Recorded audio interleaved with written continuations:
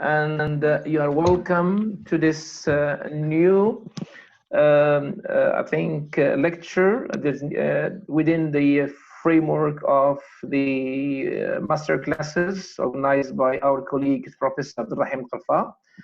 And of course, in the Master of Applied Linguistics that is coordinated by our colleague, Professor Saad Slawi.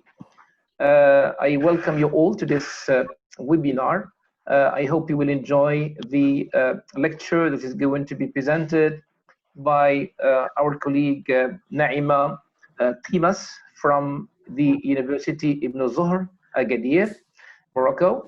Of course, she is going to talk about one of the most important and interesting topics in applied linguistics, which is mother tongue in foreign and second language classes.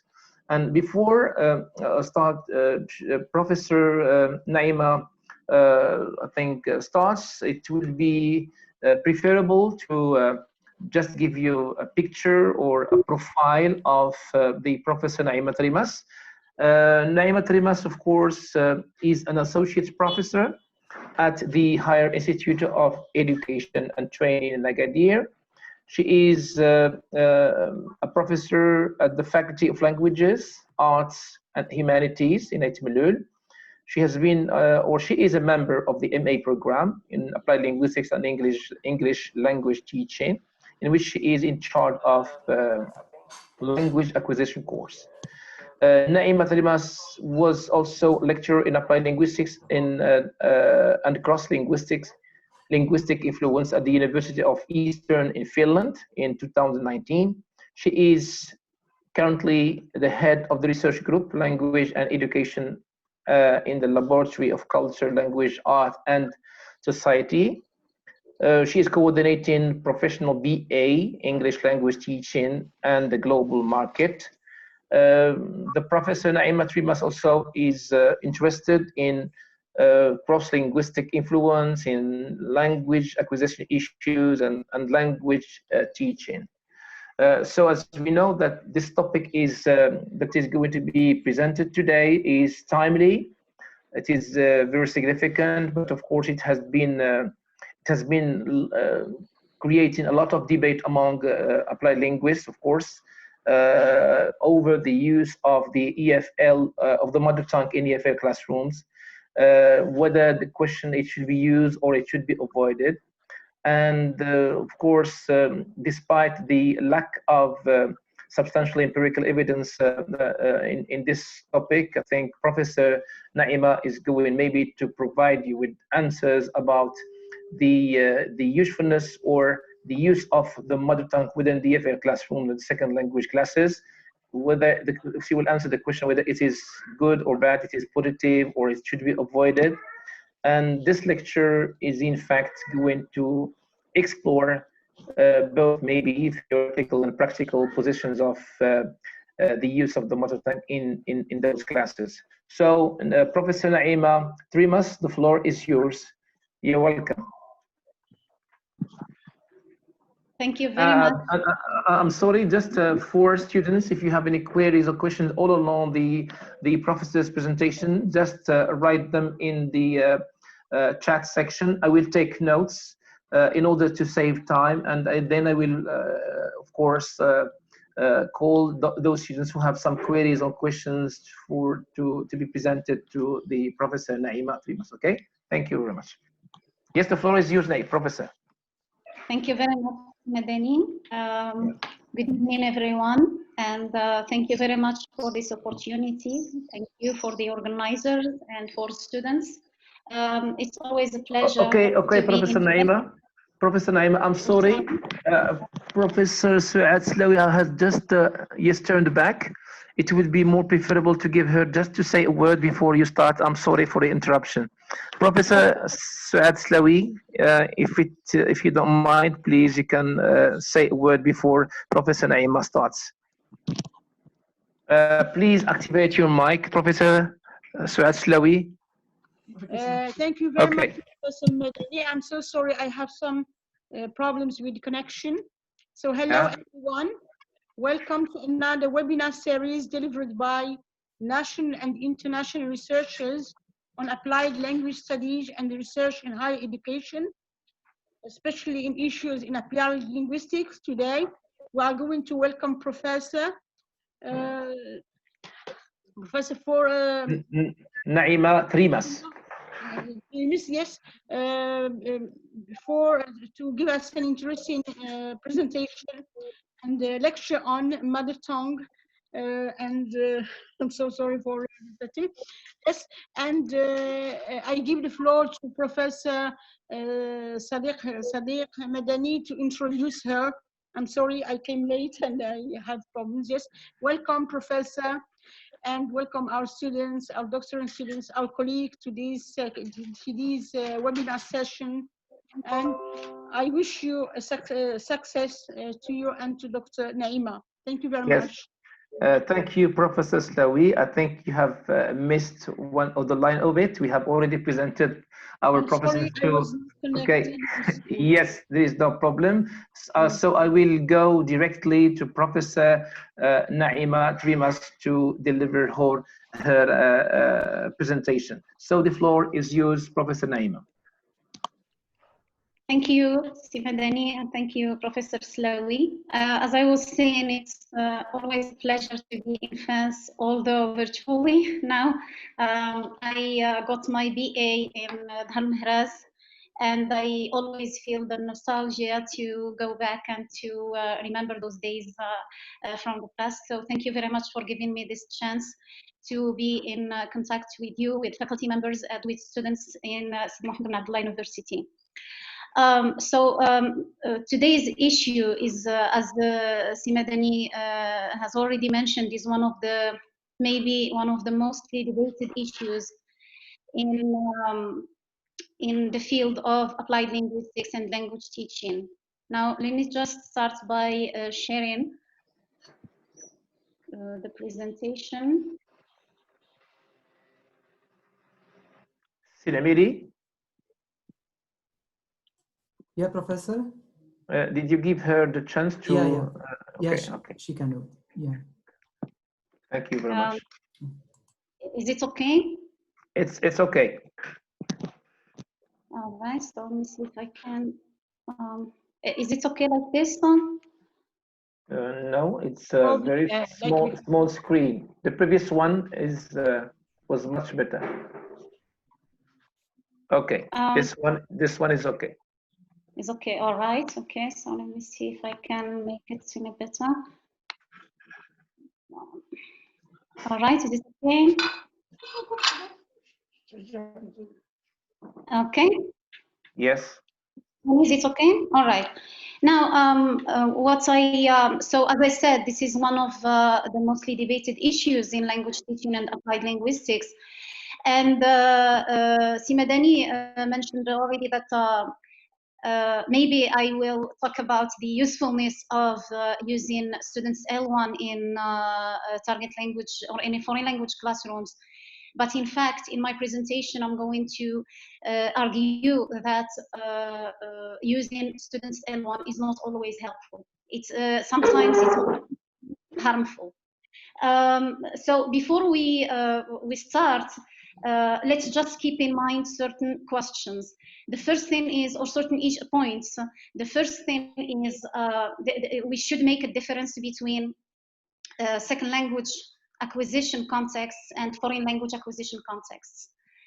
The difference is, of course, you know that the difference is when you teach a foreign language, it means that it's not used by the community outside the classroom. But when you teach a second language, so students have the chance to use that language outside the classroom. So this is a piece of advice for our students, is when you check research done in the use of, or on the use of L1 in language classrooms, check the context, whether it is a foreign language context or a second language context. Why? Simply because the results are not the same. If I allow my students to use the L1 in the classroom, and then I know that outside the classroom they might encounter the target language, then this might be helpful for them. But if I'm teaching in a foreign language context, and my students, the only chance they have is the classroom, then maybe I'm not helping them because they are not going to hear the language outside the classroom.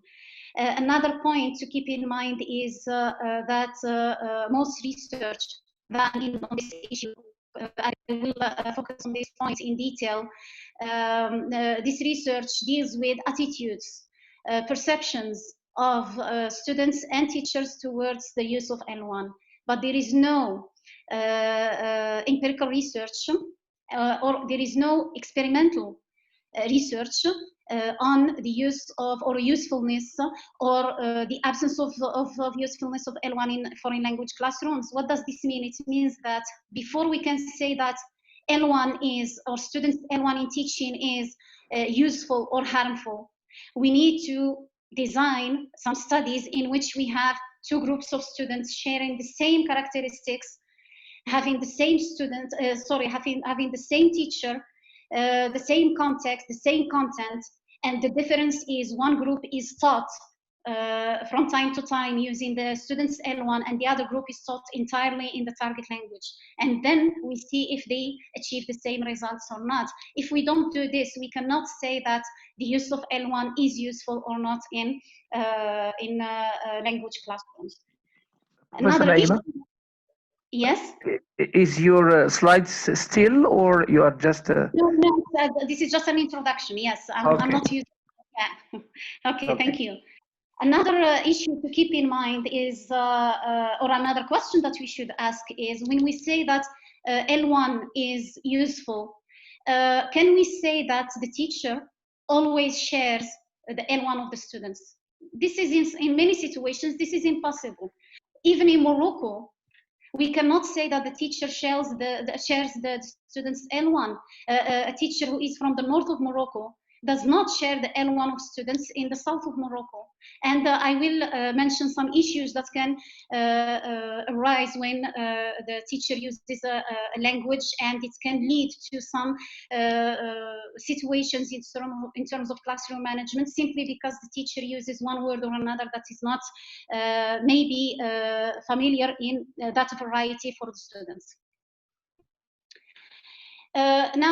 This problem of, or this issue of using L1 or students L1 in explaining the target language has been referred to in the literature as code switching in EFL classrooms, and it has received a lot of attention.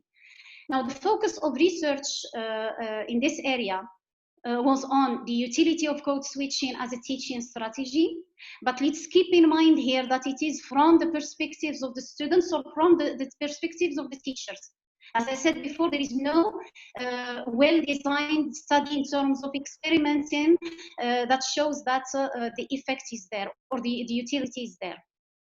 Another focus of research in this area is the function of code switching in EFL classrooms, which means when do the teachers use code switching? Is it in giving instructions? Is it in explaining new words, or for other reasons? Sometimes it's used for other reasons, like in classroom management, when teachers try to deal with misbehavior and so on. Another focus is the attitudes of both teachers and students towards the use of languages other than the target language in foreign language classes, and also on the negative effects of code switching on students' development.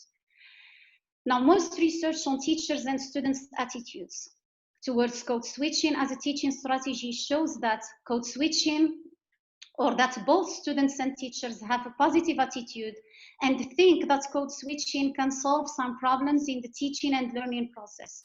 So in general, students and teachers have positive attitudes. Many teachers claim that they use code switching as a last resort when they are stuck trying to explain difficult words.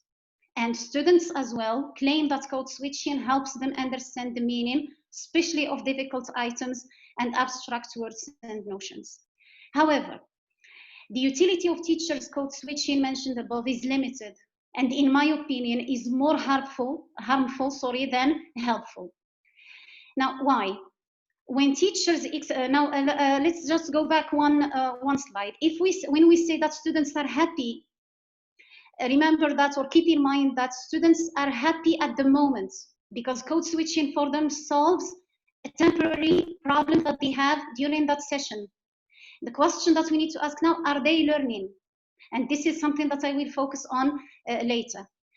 Now, the utility of teachers code switching mentioned above is limited, as I said. Why?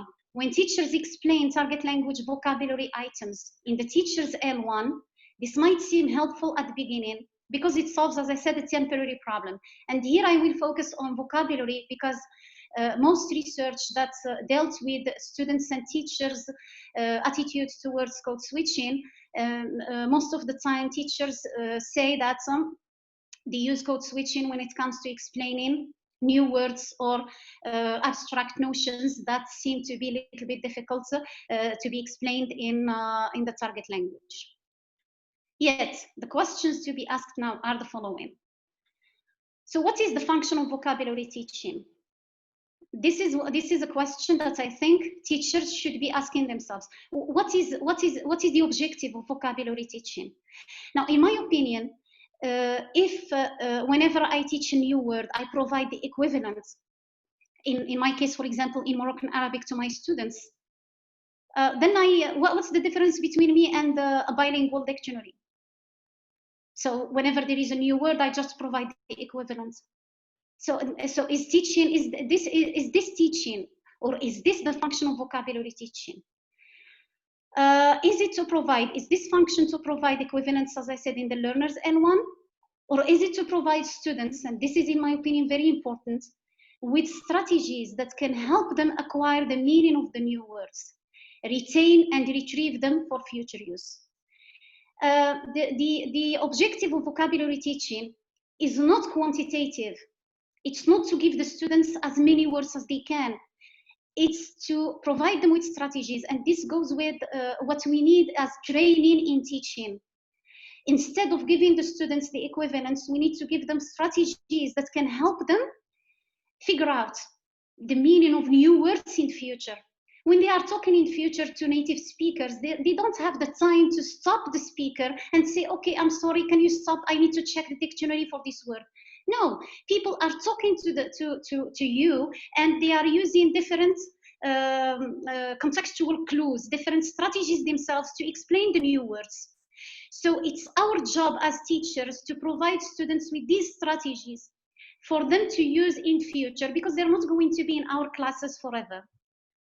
Now, concerning vocabulary knowledge, the questions to be asked are, what does it mean to know a word? Now, what are the different dimensions of knowing a word in the target language? And does code switching allow students to access all those dimensions? I will go back to these dimensions in a minute, because this is what we need to know. We need as teachers to ask ourselves, is providing the equivalent? Is it providing students with all the dimensions of knowing a word? Now, teachers might start using code switching as a last resort. And this is what most teachers say. And by the way, whenever I talk about this with my students, they give me these answers. And some of them, they say, no, Professor, you don't know what it's like with beginners, with common core students. Now, just keep in mind that I'm talking here out of experience, because I was a teacher in high school for 9 years before I transferred to the university. So I know about the constraints and about the challenges of teaching a foreign language in a foreign language context. So teachers say that it is the last resort, but gradually this becomes the easiest, and I'm going to use another word, it's the laziest, in my opinion, option, because it solves problems and makes students happy. But we should keep in mind that happy students doesn't mean that when you are happy, when you ask students and they say, oh, I had a nice time, it doesn't mean that learning took place. The question that we should ask is their learning taking place along with happiness, or is it just having fun and learning stops at that moment? Now, for students, they also become lazy. Why?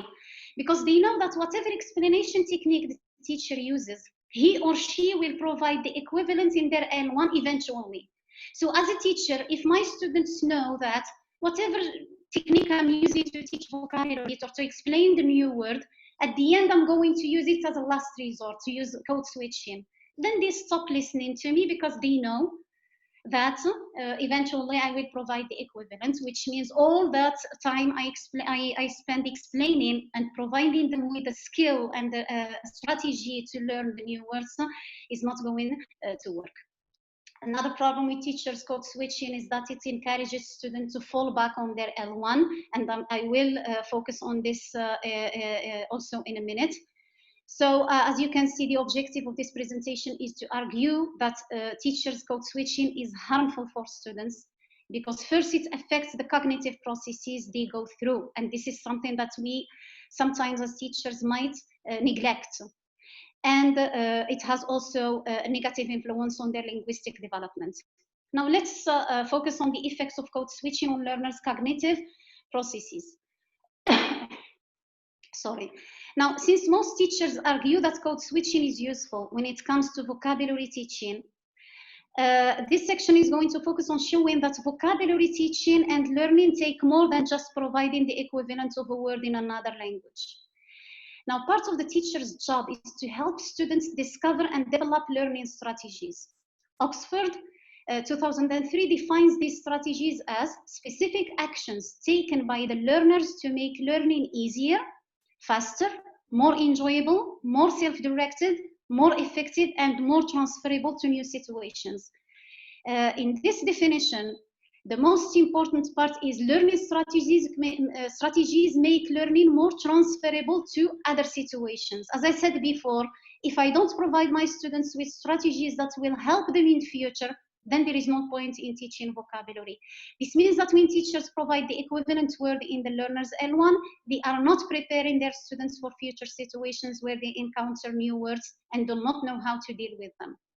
Now, in the same way, Graves 1987 argues that because students learn new words independently, we should encourage them to adopt personal plans to expand their vocabularies over time.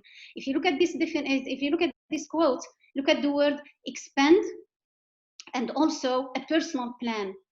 So this idea is, again, I'm not teaching for now, but I'm preparing my students for future situations. And also we have Mayara 1993, who argues that the best way to get good results when it comes to vocabulary teaching is to make students responsible for their own vocabulary learning, to make students responsible for their own vocabulary learning. If I provide the equivalent again, is it possible for me as a teacher to provide the equivalent of all words in a language? I can't, but I need to provide strategies for them to use on their own in future. This point becomes clearer when we examine Schmidt's 1997 classification of vocabulary learning strategies. And here there is a difference, and also this is the focus of Nation 2013, between discovery strategies. So look at how many strategies we have. We have discovery strategies. These are strategies that are used by learners to discover learning of words. Consolidation strategies. A word is consolidated once it has been encountered. Then there is a further subcategorization of these categories. We have determination strategies, social strategies, memory strategies, cognitive strategies, metacognitive strategies. These strategies,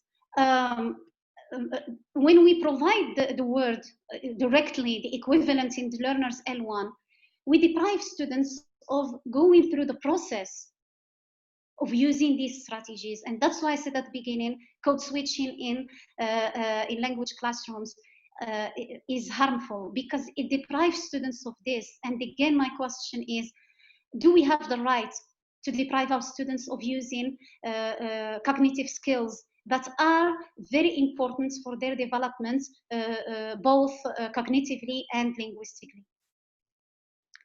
Now, another logical question to be asked now is, does providing students with word equivalents in L1 help develop the aforementioned strategies? Another argument against using learners L1 in explaining target language words is that words do not exist in isolation in a language. They simply don't. They are part of a complex system that is made of various levels, and learners' knowledge of these levels enables them to achieve adequate understanding in listening and reading, and successfully use words in speaking and writing. All words are provided in a context. So in order to understand what happens when we encounter a new word, we need to discuss what it means to know a word. So look at the dimensions that we have here. Now, Nation argues that knowing a word involves both receptive and productive processes. Receptive knowledge includes being able to recognize the word in terms of its spoken form, being familiar with its written form so that it is recognized when it is met in reading, recognizing that it is made up of parts and being able to relate those parts. Here we talk about word parts, for example, enabling students to know that able as a suffix is used to make adjectives, and it has a specific meaning. An adjective that has this word, this part has a specific meaning, and so on. Recognizing that or knowing that it signals a particular meaning. Now here, meaning form correspondences. Also, knowing what a word means in the particular context in which it occurred, and here we have to focus on meaning, which and again the relationship between concept and reference. Knowing that it is related to other words. Here we talk about associations in a context. One word in one context is completely different from the same word in another context, because that meaning is not just of the word alone, but it is of being associated as a word with other words in the context, whether this context be it a sentence or the social context and so on. Being able to recognize that the word has been used correctly in a sentence. The grammatical functions, and we know here that many words, for example, have the same form, but they have different grammatical or the grammatical functions, and the context or in the sentence plays a role here to understand the meaning, which meaning we mean here. Is it the verb, is it the noun, and so on. Being able to recognize that the word is useful in typical collocations, and you know how collocations or how words in specific collocations can have different meanings from one collocation to another, or from one context to another, and knowing if a word is high frequency one here in terms of use. Now, concerning the productive knowledge of a word, it includes the following. Being able to say it with correct pronunciation, including stress. Now here, the spoken form again. Being able to write it, because most of the time, when we talk about why is it important to make this difference between a receptive and productive knowledge, it's because sometimes when we teach, we stop at the level of receptive. So if I provide the equivalent, that's it. But here, when I focus on these dimensions, I have in mind that my students is going to need to use this word. So if my students are going to use this word, they need to know its spoken form, they need to know its correct spelling, so the written form, they need to be able to construct it using the right word parts in their appropriate forms, and they should be able to produce the word to express the intended meaning, and here the relationship between form and meaning, and also to be able to produce the word in different contexts to express a range of meanings. Concerning other dimensions, we have many of them, but and I will share, of course, the presentation with you if you are interested. But here, obviously, the aforementioned dimensions of vocabulary knowledge have many implications for vocabulary teaching. In this perspective, Nation states that skillful teachers use a variety of approaches. And look at what we have, skillful teachers use a variety of approaches, including a recognition of whole words, phonics, prediction from the message, and repetitive activities such as shared book reading and repeating reading. When the learners have a large enough recognition vocabulary, the emphasis then moves more strongly to guessing from context. These are some of the implications of these aspects of knowing a word in teaching. And Nation goes on to emphasize other techniques of vocabulary teaching that make words easy to access These techniques are, for example, collocation exercises, concept building activities, and association chains. Other activities include explicitly presenting vocabulary through explanation and exercises that focus on the word as a linguistic item.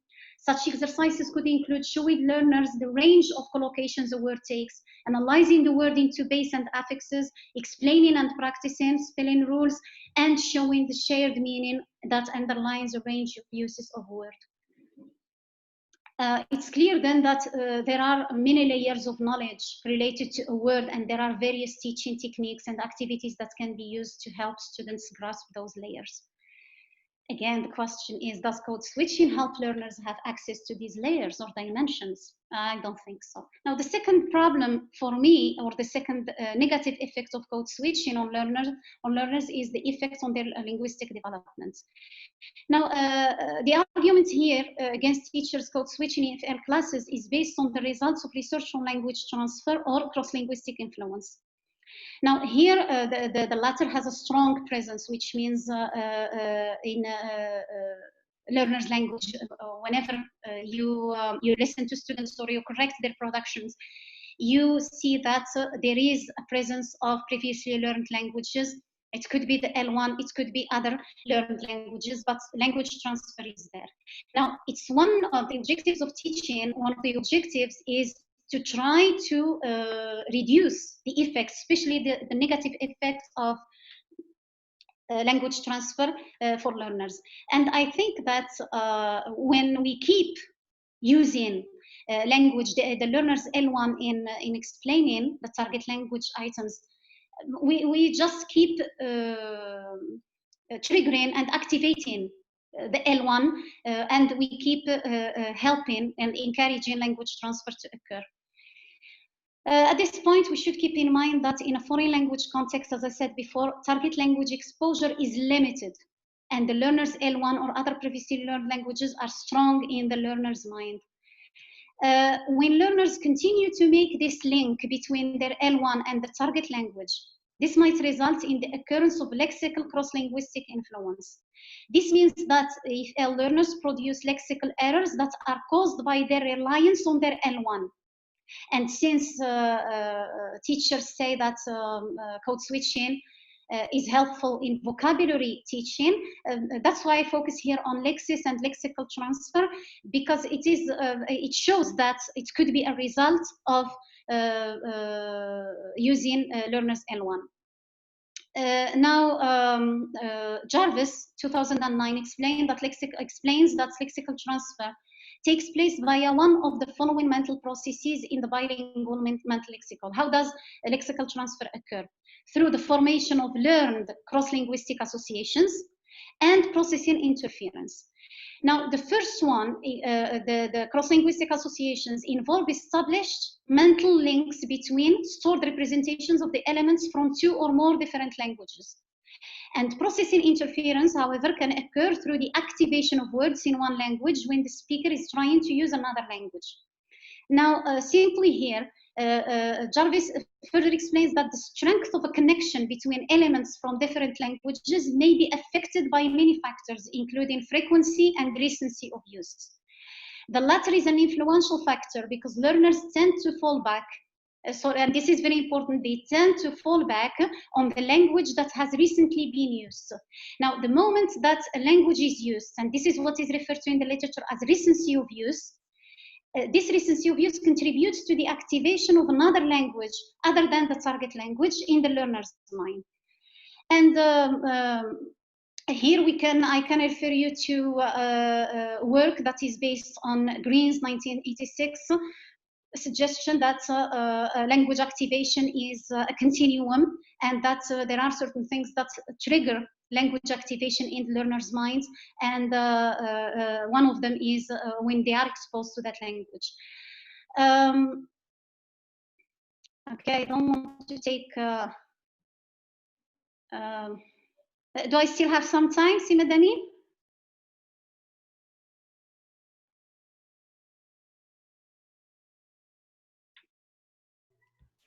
Professor Madani?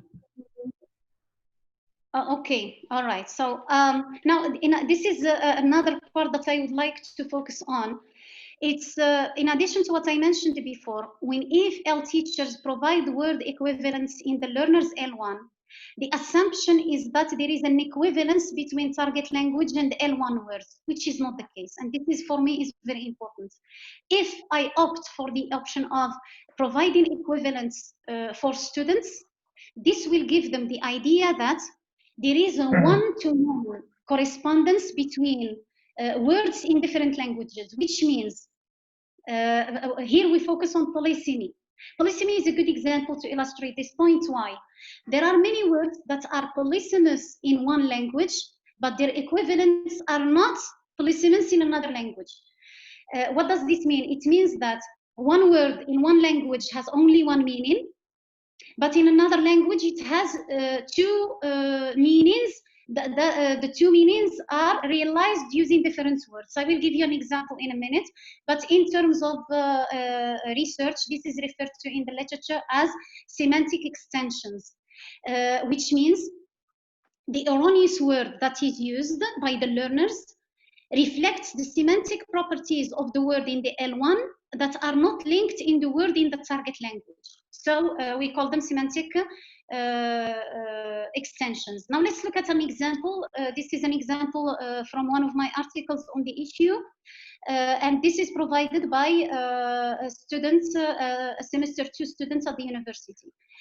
The example, as you can see, is our president collected a lot of people to ask them about their problems. Now, the problem is the verb collect here. Why? Because this word is used instead of gather. Why? Because the word jama'a in modern standard Arabic and jma' in Moroccan Arabic both mean gather and collect in English. So a word that is polysemous in English is not polysemous in Arabic. So in Arabic, you can say جمع الفلوس, جمع الناس, no problem. But in English, you say collect, for example, papers, or collect the contributions, but gather people. So one word. So if you give the, so if someone, so for example, student asks you, what is gather? Then you say جمع or جماعة. So here you give them the idea that there is a one-to-one correspondence, and the meaning of one word in one language is the same meaning as another, and polysemy could be a real problem, which leads to words or examples like these. And I'm sure if you correct students' composition papers, you encounter many examples like this. So as I said, what happens in semantic extension errors is the learner assumes that what is a homonym or a polysemous word in all three has a meaning corresponding to what is commonly the core meaning of the equivalent L1. Hence, a translation of target language words to the learner's L1 gives them the wrong assumption that the two words share the same semantic properties, and results in the occurrence of this type of lexical transfer. Here, as a conclusion, this presentation aimed at arguing against the use of code switching in EFL classes because it negatively affects students in the long term. Since most teachers and students agree that code switching can help in vocabulary teaching, the focus was on showing that vocabulary teaching involves more than just translating the target language words into learners L1. The negative effects of code switching is clear because providing students with word equivalence deprives them of discovering and using vocabulary learning strategies that are essential in any learning situation. And another problem created by code switching is its contribution to the learner's constant reliance on their N1, which leads to the occurrence of some types of lexical cross-linguistic influence. Now, the literature on language teaching in general and vocabulary instruction in particular provides ample examples of techniques and activities that help developing students' communicative competence, training them in strategy use and reducing their reliance on L1. Now, whether EFL teachers opt for these techniques or not, or opt for the option of using code switching, depends on their awareness of the objectives of vocabulary instruction, as well as their understanding of the possible effects of using code switching in their classes. Now, here, as a teacher, you should ask yourself the question, what is my objective? If it is just providing equivalence, fine. So why do we train people in using different strategies, different techniques of presenting words and creating semantic maps and creating meaning associations and so on? Why do we do that? Then it is just a waste of time in their training. And also we should ask ourselves the question, as a teacher, I think that if you opt for not using, and now I'm talking out of experience, if you opt for not using the L1 at all in explaining the target language, your skills of explaining improve. But when you use the option of using equivalence, the equivalence in the learner's L1, then you will see yourself that your skills of explaining and providing the right context and so on can suffer as a result of this. I'm sorry if I spend more time than I should have. Thank you very much for your attention.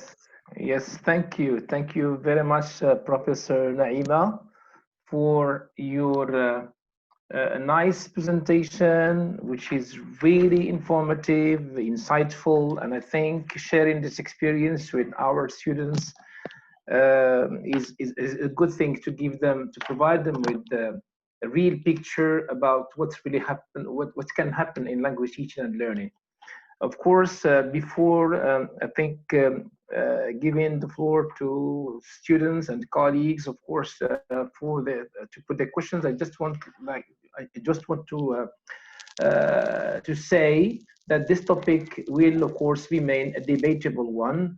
And in the sense that I think that's because for a long generation, many EFL teachers adopted the principle to avoid the use of L1 and in EFL classrooms as much as possible. Whereas I think here we have two schools, some advocates and opponents of this. Of course, by L1 and L2, lots of applied linguists, of course, use these two terms interchangeably, but L1 is the language acquisition, which has a very different system from L2, which is language learning.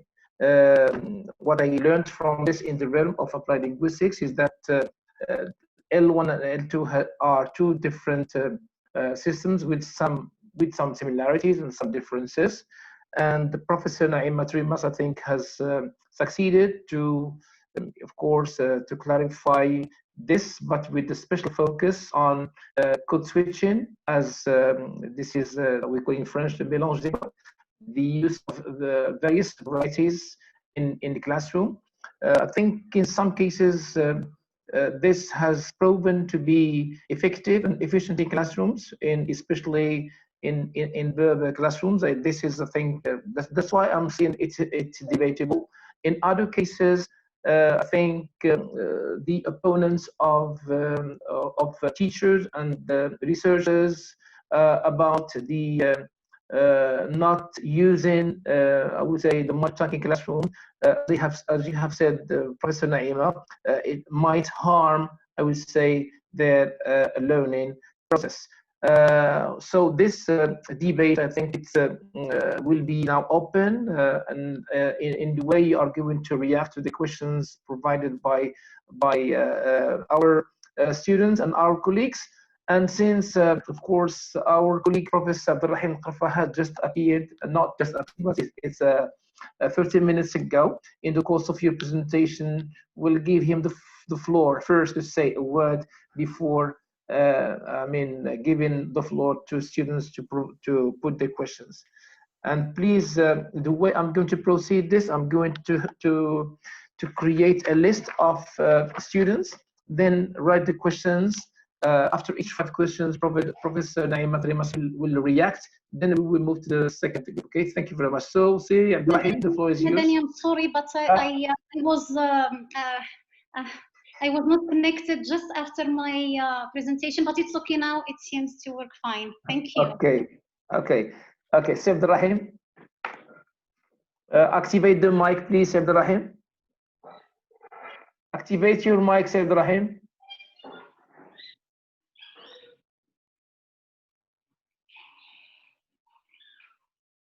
Not yet.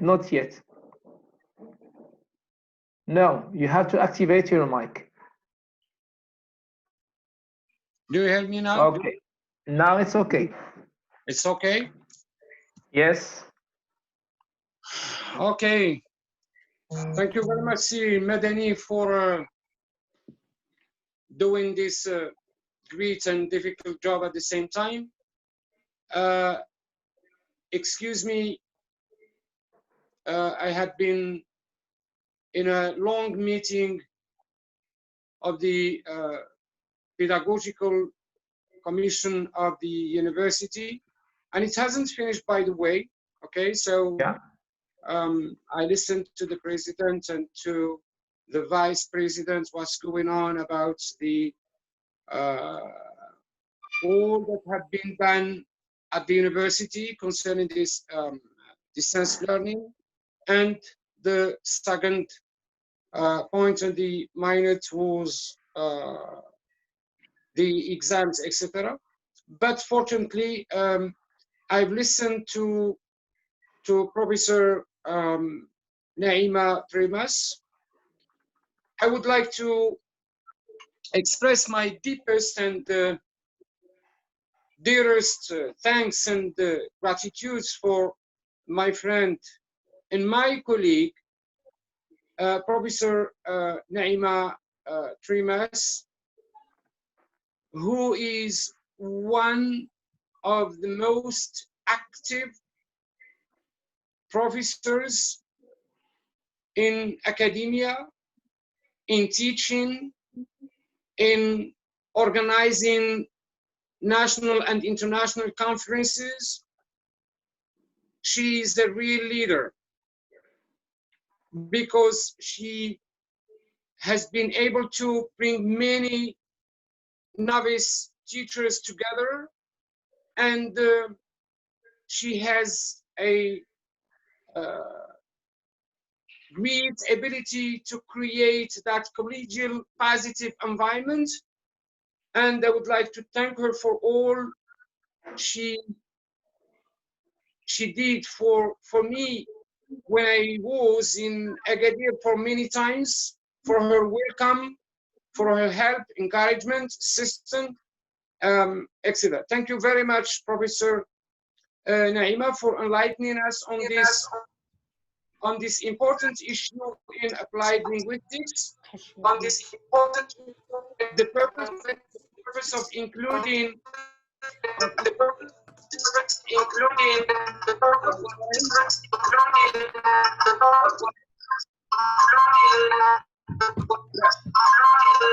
Please, if you are using both Abderrahim, somebody is using the mobile and the PC, please mute it.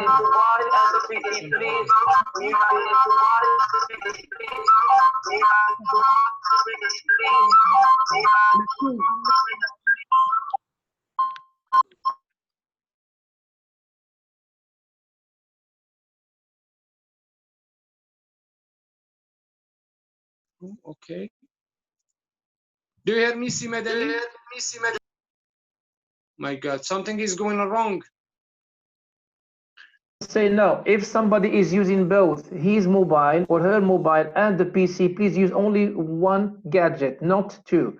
Okay, it creates a lot of echoes and problems. Thank you very much for your understanding. Okay. Okay, thank you very much. We have included this issue within this webinar series.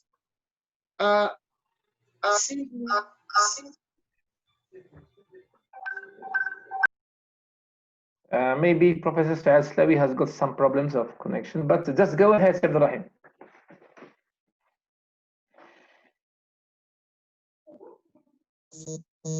And that they need to debate and to argue either for or against, okay, on a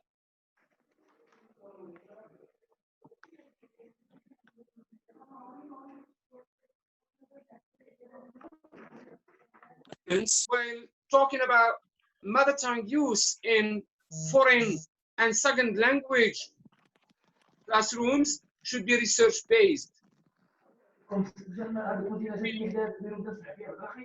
It should be research based, that they should not talk about it the way ordinary people usually do, or on the basis of common sense knowledge. And I think Professor Naima, and of course, my invitation for Professor Naima was based on my knowledge. I know that she is, or she has, a great expertise in didactics, in pedagogies, she's completely devoted. She has made things clear, okay? Yes, although she presented a number of arguments against, the use of mother tongue, and I agree with her. I absolutely agree. Once again, it is an issue. We may find some scholars who may present some arguments for the use of mother tongue in some specific cases, or they may argue that the use of the mother tongue in foreign and second language classrooms in some communities, or for one reason or another, may have some advantages. But generally speaking, to provide or to develop a rich context, we have to opt for the language we are teaching, either it is an L2 or a foreign language. Thank you very much, Professor Naima, for joining our efforts. A big thank you to you and to all my colleagues, of course, who are attending this seminar, who are encouraging us to make that difference in our students' academic performance achievement. Thank you very much. Thank you, Abderrahim. Thank you for this also nice presentation. Nice words towards our professor Naima Trimass. Now I will open a list for questions, please, among colleagues and students. Yes. Dear professor. Yes, it's Si Mohammed. Yes, please. I think that we would rather, or preferably, we can. Okay, Mohammed, please, no, don't put your questions. I will just start with opening a list. Then I will give you. Yeah. My suggestion is that there are 3 students who are going to present today, so I think preferably we can open the floor for them. Then we can open. I think in order not to lose, to keep in line with the professor's Naima Trimass presentation, we will give 5 questions, then we will move directly to the presentations, okay? Thank you very much. Okay, so any queries or questions? Yeah, it's Mohammed Qandusi, yeah? Number 1. Yes, sir, I have a question also. Yeah, it's Nasser El-Mudni. Nasser El-Mudni. Danny. Yes, it's Abdelaziz Baqali.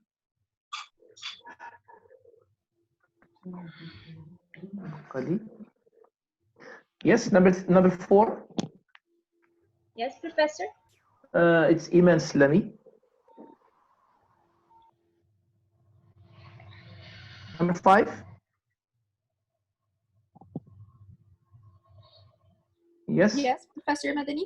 Professor Suad Slawi. Yes. Yeah. Okay. Yeah, it's Professor who is speaking. It's Karima Abderrahim. Okay. Yes. So yes, thank you. So I will start with Si Mohammed Qandusi. Please be brief in your questions and be targeted in order to give the allotted time for our students. Thank you very much for your understanding. Yes, Si Mohammed, the floor is yours. Qandusi. Professor Qandusi.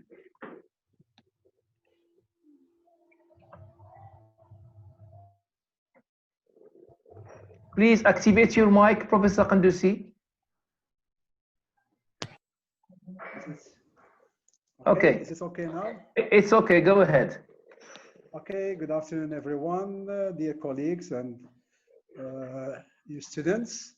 I would like, first of all, to show my appreciation to the quality of the speech and talk presented by Naima Trimass, which was very insightful indeed. My comment is a kind of evaluation of some assessments which are made by many researchers and some practitioners indeed. So I do entirely agree with the speaker that when we move straight forward to giving our students equivalence, we do deprive them of a rich input of the teachers through the explanations, the clarifications, and of course, through going through those stages of soliciting their answers. However, as a student myself, I do remember that there used to be good teachers who used to resort to word-for-word translation.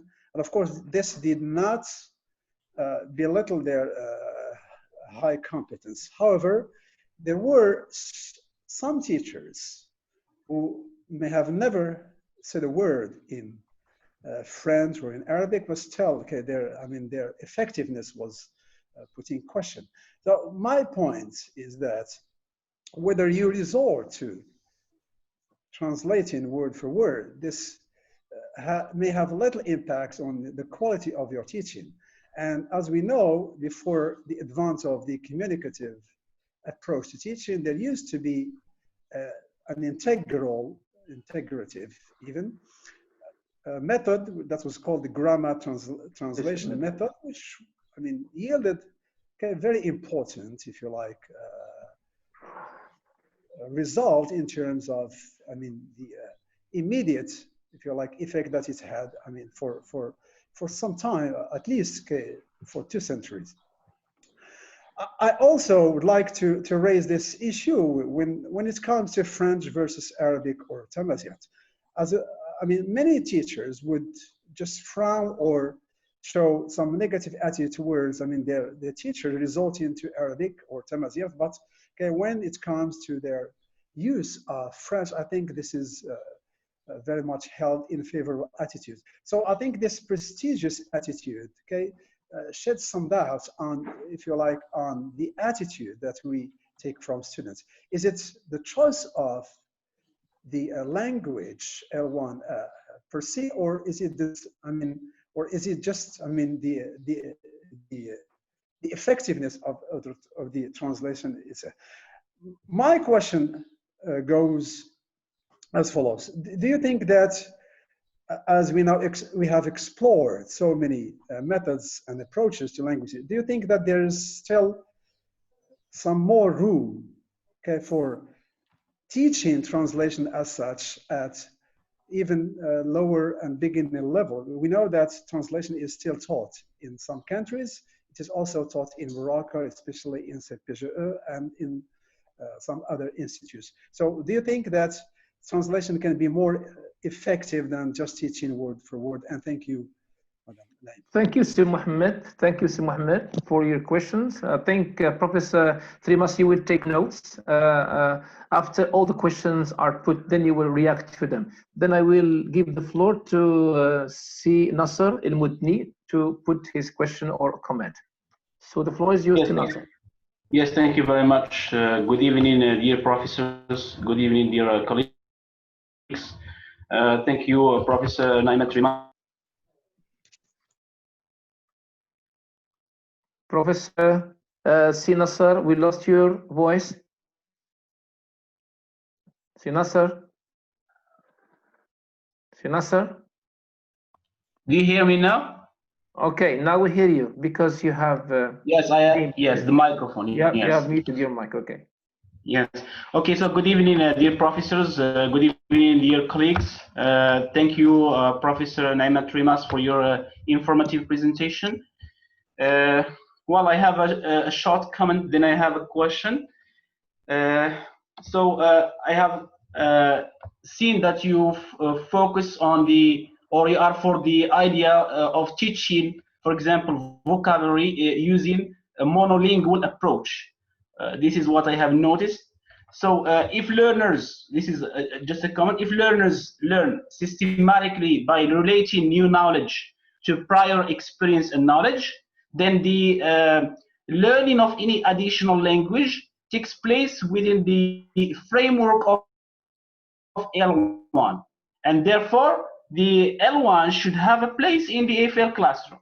Well, so my question about the use of mother tongue in EFL classes, and as far as vocabulary teaching is concerned, to which extent do you think the use of English-only approach can help in teaching abstract concepts in EFL classes, specifically in Moroccan context, and taking into account that some classes consist of the majority of low achievers? Thank you very much. Yes, thank you, Senator. Now I give the floor to Professor Abdelaziz Boukhali. Thank you, Madani.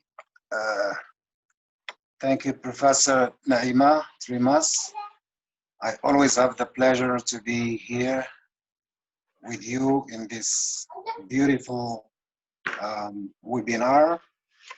I think I do agree with you, Professor Naima, that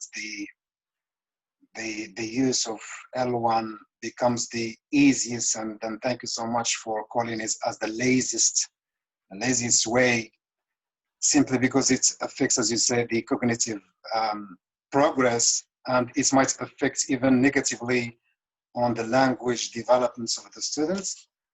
But once again, I would evoke the dual language and culture, because again, they would never be separated while dealing with the teaching of any language, be it EFL or ESL, whatever.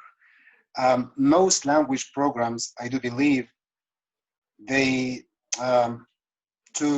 tend to develop the student linguistic competence and performance by enhancing or focusing on the student's cultural awareness and knowledge of the language, mainly of the language or the target language culture. And I think here I have in mind Schoolman's acculturation model, 1978, I suppose, where he refers to the gradual adaptation. There is an adaptation of the target language culture without necessarily forsaking one's natural culture or identity. That is to say, you can't use the L1 and then you should be running short of time, and you might even save time and energy. Then you have to resort to implement cultural loads in your teaching. Meaning that if ever you wish to be more successful in teaching without resort to the L1, you should implement the culture of the language that you're teaching. This is Professor Madani. Thank you so much. Okay, Professor Boukhali, thank you very much for your question about the cultural dimension in EFL classrooms. Now I move to Iman Slami to give your question or comment. Yes, the floor is yours. Okay, Iman. So good evening, dear professors and classmates. It is a great pleasure to see you again. Thank you, dear Professor Naima, for the plethora of interesting ideas you provided us with.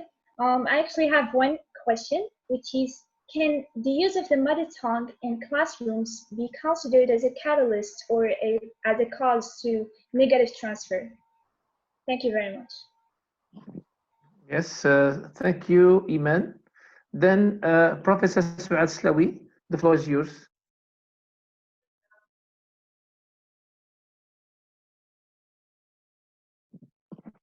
Activate your mic, Professor Suad. Suad. Okay, Professor. Okay, yeah. I have a very general question. Yeah. Our Professor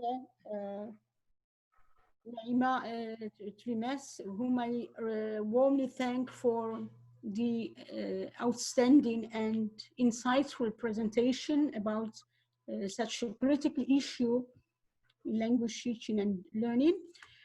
I would like to tell you that I belong to an old generation where I was a student at the same institution in the 1980s, when we were taught by both foreign teachers and Moroccan teachers. And I could never remember one of those teachers who has ever used a word, one word of his or her mother tongue, be it Moroccan Arabic or Berber or any other mother tongue of those foreign teachers. But I'm wondering why, for example, for the last 2 decades, okay, teachers start to introduce some words in their mother tongue, be it in Moroccan Arabic or Berber. So my question is so simple: urges the need of mother tongue in language classroom in this special period of time I'm talking about, these the beginning of the third millennium and the last 2 decades is more specifically. Thank you very much, Professor Naima. Yes. Thank you, Professor Suad Slawi, for your question. And the last question, I think the last intervention or question will be presented by Professor Karima Belghiti. So the floor is yours, Professor Karima. Thank you, Professor Madani. Thank you, Professor Trimass, for the very informative presentation. The issue is very special to me in particular because I have conducted research about it with Professor Karatsan many times. And actually the results of our findings reveal that the educational policy in Morocco contradicts a lot with the classroom practices. Darija is heavily used in classes as a language of instruction, if not 100%. There's a lot of code mixing and code switching, as you mentioned, of course, and I'm talking about high schools, middle schools, and primary schools here. Yet it's not even mentioned in the Charter of Education reform. I agree that a random, an excessive, or even careless use of mother tongues in foreign language classrooms in particular can impede the mastery of those languages. And you can see that when high school students come to the university, the amount of negative transfer that we notice in our in some students' compositions is huge. But with that in mind, there's UNESCO, there's experts in first and second language acquisition, experts in bilingual education, who are strong proponents of the use of mother tongues as languages of instruction for the benefits it can have. They can create a mental readiness for language learning. They can elevate the learner's resistance to school. They can reduce the gap sometimes between the teacher and the pupil. So the question that I have is there a middle ground that we can opt for with all this in mind? Is there a way for us to still use mother tongues, but in a way that would not impede the learning not only of mother tongues of foreign languages, but anything that is taught in our schools? Thank you. Yes, thank you, Professor Karima. I was supposed to give the floor to Professor Naima, but I have only another question by Si Mohammed bin Hima. So Si Mohammed bin Hima, the floor is yours. So be very, I would say, brief, please. All right, sir. Thank you so much thank you all for your for organizing these webinars and participating in these webinars. My name is Mohammed bin Hima. I am third year doctoral student at Sidi Mohammed bin Abdullah University, and I have just one remark and question to presenter. Well, in fact, I am conducting research on legal translation, and I would like to share with you some findings exactly on the issue of polysemy and homonymy with regards to Arabic and English words. For example, in the context of the commercial code, for example, in machine translation, we have some errors like, for example, mudahir and check that is translated as madhar, but it has an appearance. This is an erroneous translation. And qabil, that is someone who accepts check, is translated as a midwife. Shahad, that is to advertise, or is translated as a mouth, etc., etc. So there are a lot of examples, and I would like to agree with the presenter with regards to the issue of one-to-one correspondence. You said that students might get the impression that there is one-to-one correspondence when it comes to some words, but I think that this is just in the early stages of learning, because students later on will know that they will develop strategies to know that there are like different meanings of different words. And I would like also to share with you a research that is being currently conducted, in fact the findings of a focus group, and I have found that many students, university students, have positive attitudes towards the use of translation in learning vocabulary, and the majority of students, all English department students, I would like to assure you that they use dictionaries and they use translation to learn words. And I myself learned via the use of translation and via translating words into Arabic. And thank you. Mohammed, the question? No question then? Yeah, just to remark. Okay, thank you. Thank you. Thank you. Then the floor is yours, Professor Naima. So you must react to all the questions, I think, put by colleagues and students. Yes, Professor Naima. Thank you very much, Simadani. And the first question of Professor Qadusi. I think that translation, and this is a personal opinion, and I cannot say that it's based on any research or anything because it's not my area of expertise.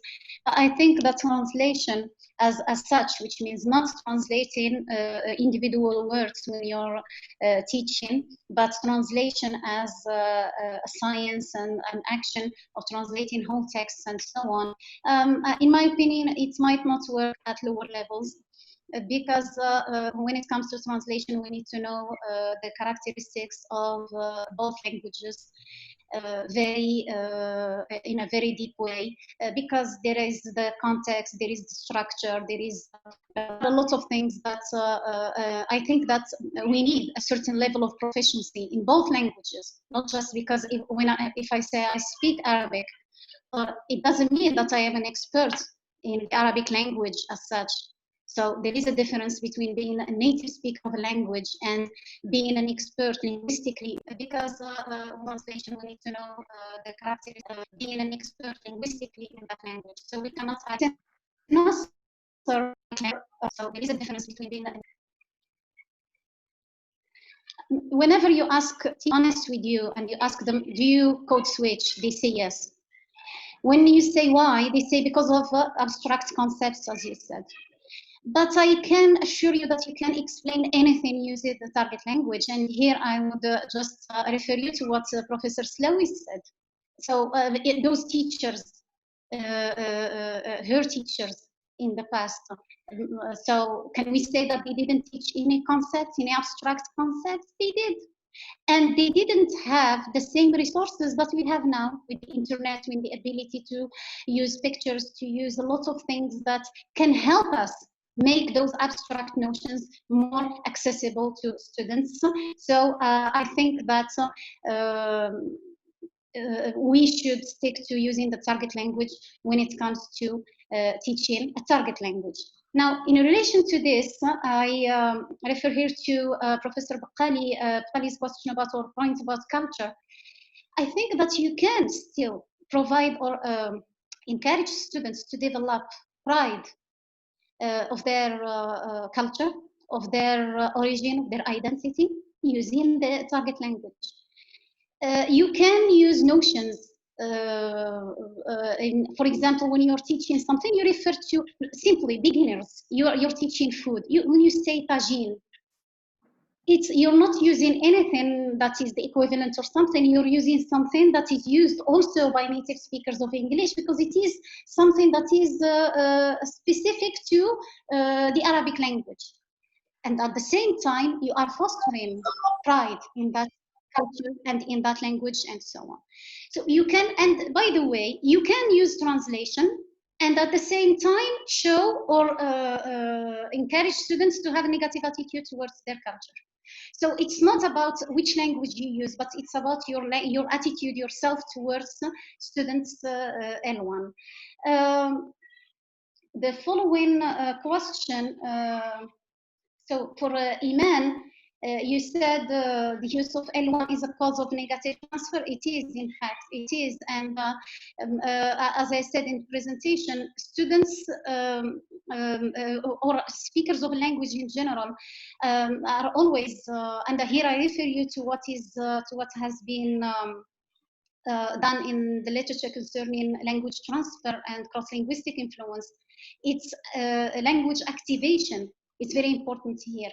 So if the students are with you for 45 to 55 minutes, and you take some time from that and you trigger the L1 for them, then you're helping them falling back to their L1 instead of using just the target language. But let's be clear that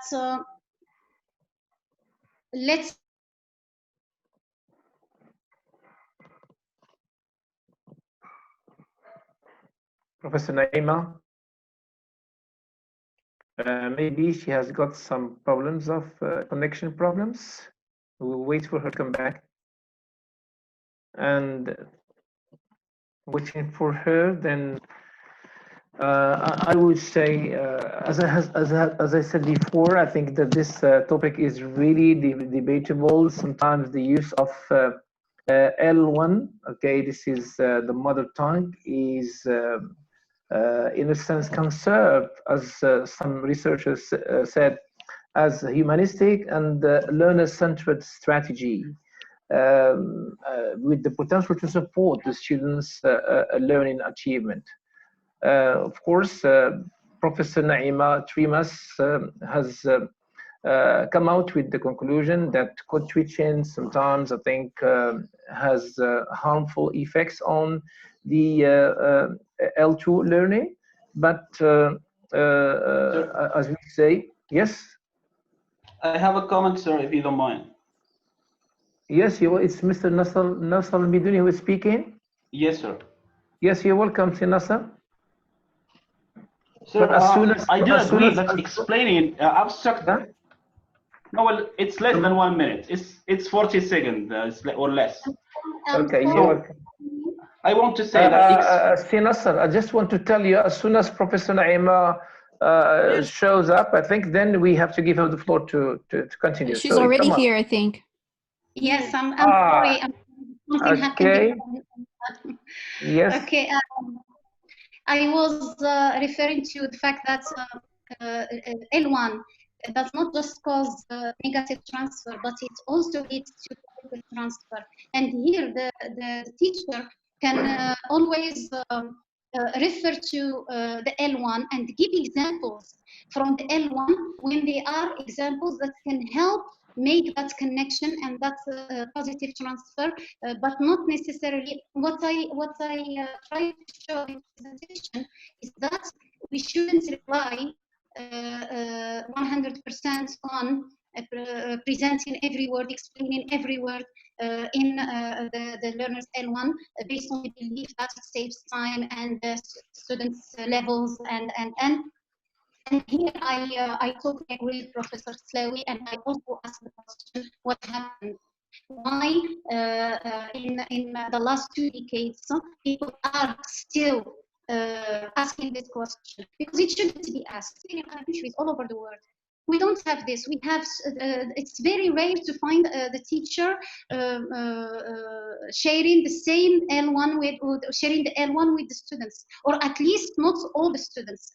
And here, as I mentioned at the beginning of my presentation, sometimes even for Moroccan teachers, and again here I talk from experience because I know that some of my colleagues through anecdotes and when we share stories about what happens in the classroom, some of them were teaching in some parts of Morocco, and they didn't share the same variety of Moroccan Arabic as their students.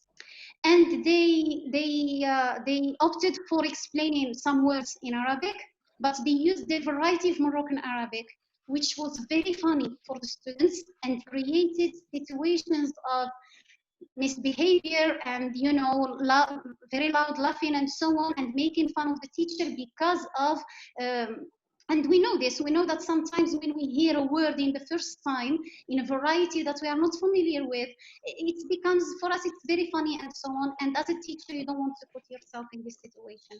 That's why I say that it's a legitimate question. Why are we talking about this? And if we opt for teaching,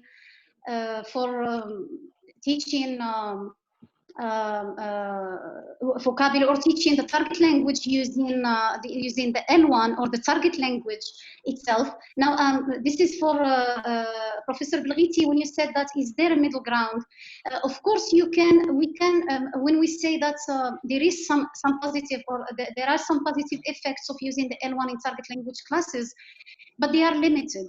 And I think that the negative effects are more in terms of both number and in terms of effect itself. They are more substantial. That's why we should opt for not using the learners N1. When we say middle ground, it can be something that you mentioned here or there, one word that you mentioned here or there, just to show students that there is this link between languages and so on. But why, in fact, the presentation is based on an article that I have just published, and why what triggered my interest in this is a research paper that was conducted by one of my previous students before, master students and MA students, who asked students about code switching in questionnaire, and they all said that it is used by their teacher in the classroom. Now, when the teacher was asked, he denied this and said, "No, I use the target language." Now, in the observation, code switching was there, and was there to let's say to an extent of 80% of the time that he spent in that class. Then you can ask yourself, if students have this, I'm not saying that all teachers do this, but if some teachers do this, then we can maybe explain, as one of the colleagues mentioned, this can explain why students come to the university and they still can't speak English. They simply, and they can give you equivalents, by the way. And then I answer Mr. Belhima's question.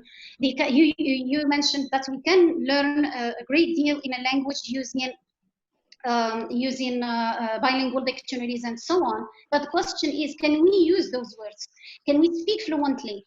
And this is something that we don't have. You ask students about equivalents, they provide the equivalents. You ask them to use them in sentences or just to use English, and they can't. And I think you can see this in students of semesters 1, I think, through 4, or even sometimes 5 or 6. Thank you very much for this, and I hope that I managed to answer all your questions. Yes, Simadani. Yes. Simadani. Yes, can you hear us, Madani? The mic, Professor Madani. Yes, the mic. Yes, Sikibir. Yeah. Thank you. If you allow me just 1 minute. Okay. Because there are many debatable issues here. Yeah, come concerning on. translation, concerning, well, I would like to begin with 1 point. First of all, if we are talking about language, teaching language as such, and not teaching something else. From the very beginning, we are not native speakers, which means that from the very beginning, there is a problem.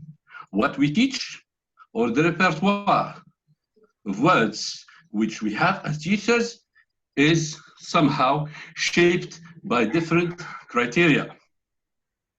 So, what we teach to the student is ours, somehow. It is not English or British English or whatever.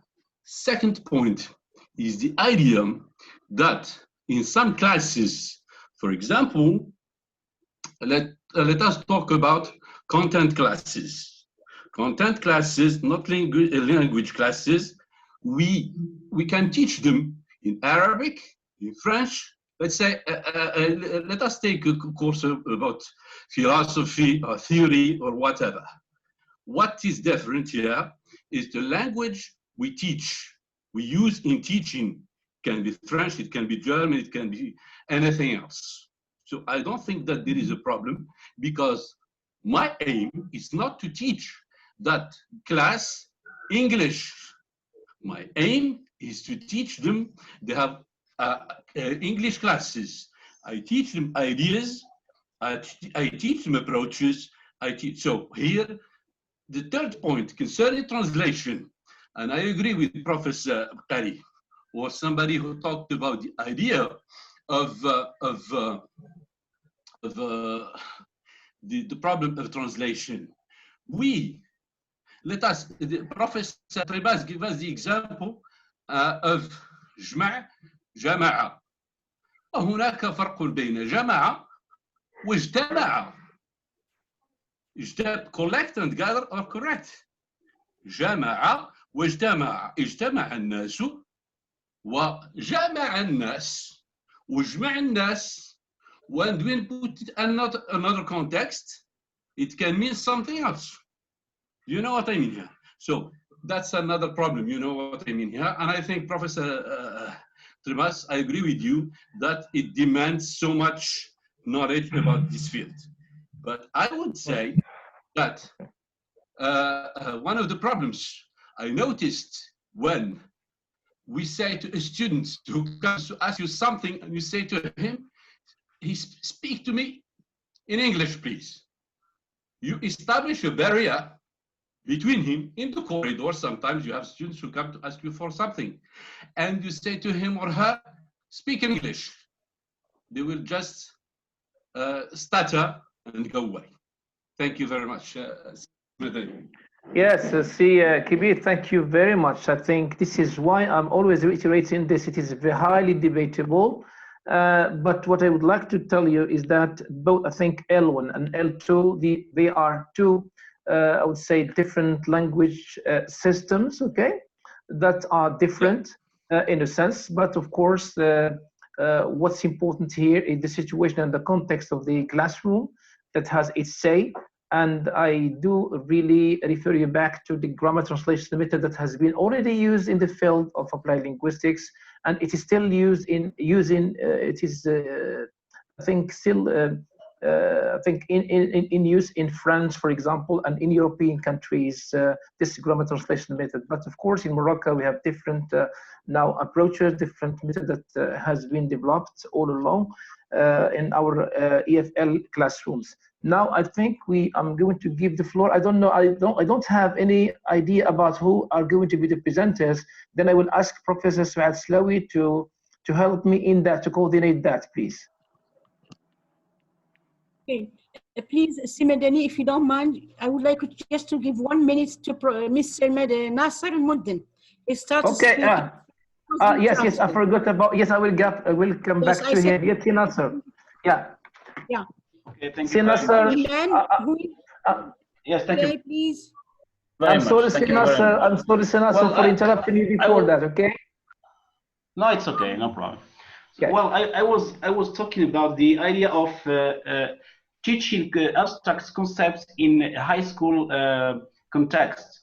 Well, in our Moroccan context, sometimes we have very low achievers, especially in some, for example, let's take example of some letters classes, and the student cannot even understand a very simple sentence in English. So teaching abstract concepts using English-only approach or monolingual approach is feasible, but it is time-consuming, and it happens a lot. For example, teaching stereotype. What is stereotype? Then you can contextualize, and provide explanation. Maybe for other concepts you can just use pictures, but it is time-consuming. Taking into account that some classes have only 3 hours per week, do you think that we can manage to teach all the syllabus using this approach of English only?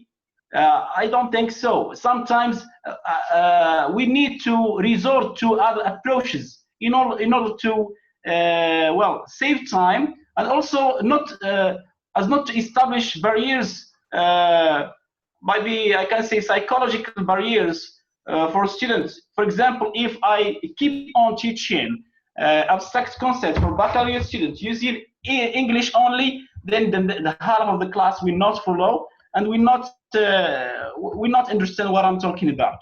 So what the point I want to make is the basis or the in principle, we need to teach English using English only approach, but we need also to still open for other approaches whenever it is necessary. Thank you. Yes, Nasser, thank you very much. And I'm sorry again for forgetting you because of the... now I will ask Professor Suad Slawi to coordinate, please, her students, because I don't have any idea about who are going to be the presenters. So, Professor Suad Slawi, the floor is yours. Thank you very much, Professor Madani. Once again, we would like to warmly thank Professor Naima for her excellent presentation and also for the... Activate the mic, Professor Suad. Yes, sorry. Okay, I would like to warmly thank Professor Naima for her outstanding presentation and also for the students and the colleagues for enriching the discussion with their pertinent questions, comments, and remarks. So I think we have one presentation that will be delivered by Mr. Mohammed Kouri, Ms. Widad Bouhatson, and Mohammed Zakhan. The three students, please, the floor is yours. You can start. Yes, Professor. So yes. Good evening, everyone. Can you hear me? Yes, we can hear you, Ms. Widad. Yes, we can hear you. Yeah, so before starting, I would like to express my deepest gratitude and my enormous thanks to all the professors who have contributed to make these webinar series happen. I would like to thank particularly Professor KARFA for his fruitful initiative and Professor Slawi for her commitment and hard work. Thank you, Professor Sandy, for always showing up on the screen. Thank you, Professor Madani Alawi, for moderating this session. Well, thanks to all the professors and thanks also to all the participants. So let me now share my screen.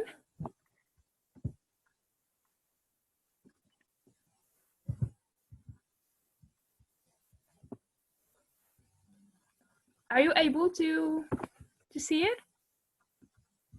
Not yet. Not yet. What about now? Not yet. No. Okay. Now it's okay. Okay. Okay. So the use of mother tongue in EFL or ESL classrooms is today's theme of discussion.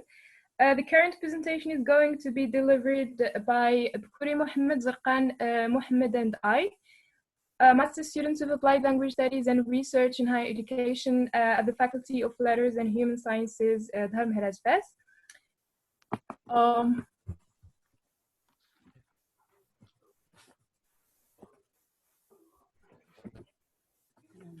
So the issue of whether language teachers should use the students' first language in their second or foreign language classroom has always been a controversial one.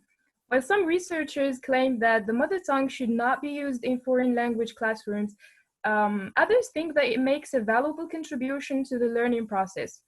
Accordingly, numerous researches had been carried out about this issue's positive and negative transfers. Some have proven that it is kind of essential to resort to the mother tongue in EFL classrooms, and others have proven this idea to be wrong and in fact a hinder to the students' development. Well, I will just render the floor for a couple.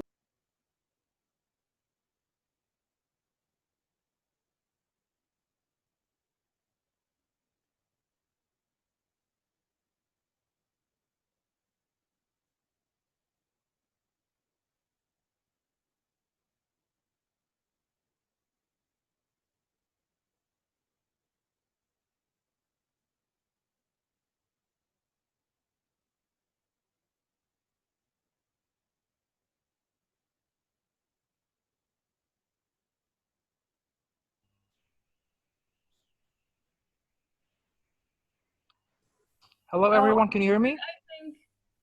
Well, I'm back. Yes, we hear you very well. Go, come on. Yes, yes, please. Yeah. Okay. Come on, just continue. Go ahead. Okay, just considering all of the what has been said earlier from Professor Naima and all of the professors and classmates. So thank you all for your interventions and valuable insights. Yes, so I was as I was going through my readings, I have come across those questions. So I have really thought about having a certain common ground and thinking about some alternative and potential solutions for such a phenomenon. I think no one can actually uh, say or agree 100% whether it is whether L1 implementation is more harmful or less helpful. I think this really depends on each situation. So how can we maintain and further guarantee a healthy L2 learning while using L1 and L2 classes? How can we safely help students internalize L2 in the presence of L1? Are students predisposed to have such a tendency towards their empty, or is just they are conditioned to believe it so? If we are to implement empty, how can we opt for a middle ground between providing a healthy lingual atmosphere and using mother tongue in English classes, considering all of these circumstances that teachers in our context are suffering from? For example, teachers do not really encounter the problem of limited time, but they encounter the issue of bringing or of receiving those students whom they have no idea about. Students can have no background, so they have to start from stage number one with those students. So these are like my questions. I think that I thought would be helpful, that would help us to process as we are introducing our presentation. Thank you. Thank you, Mohammed.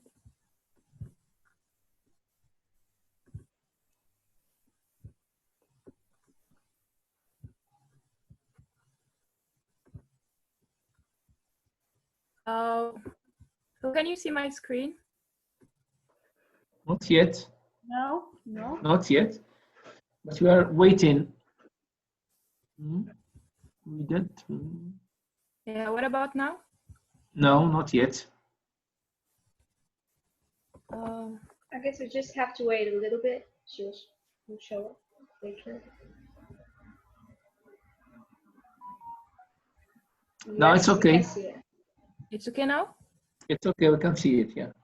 Okay. So as far as my part is concerned, I will be proceeding as follows. First, I will be like giving some key definitions, then mentioning the historical background of the issue, then talking about the aspects of use, which means where exactly the teachers resort to use or resort to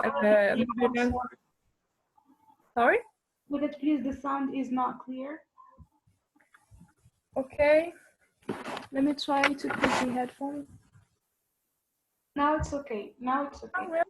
It's fine now. Okay. So I said, as far as my part is concerned, I will be proceeding as follows. First of all, I will be giving some key definitions, then mentioning the historical background of the issue. After that, we'll be talking about aspects of use, which means where exactly do teachers resort to a mother tongue in order to teach the target language? And finally, I will be talking about the monolingual and the bilingual approaches used in EFL classrooms.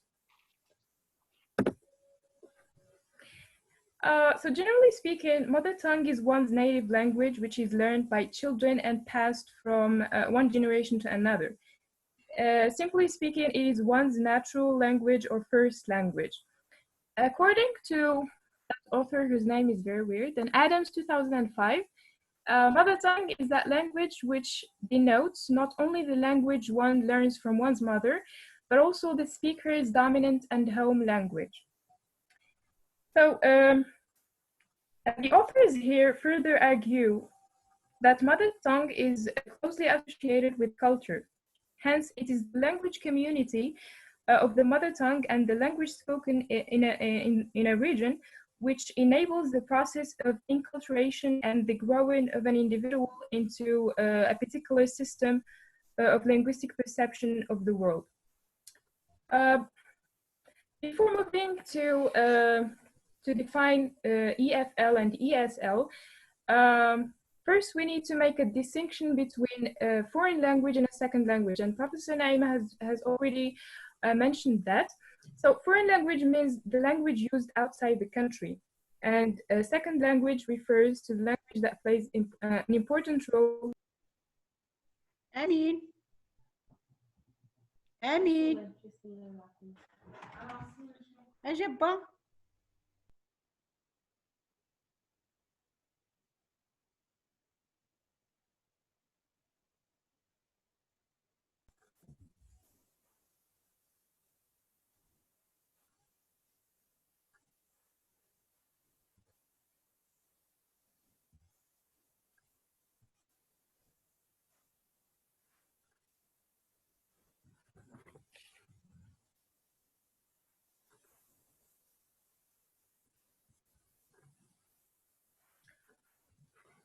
Can you hear me, please? Because I don't know what's happening. We did, yeah. Maybe you had just problems of connection, okay? Just go ahead. Okay. So I was saying, can you first of all see my screen? No. Not yet.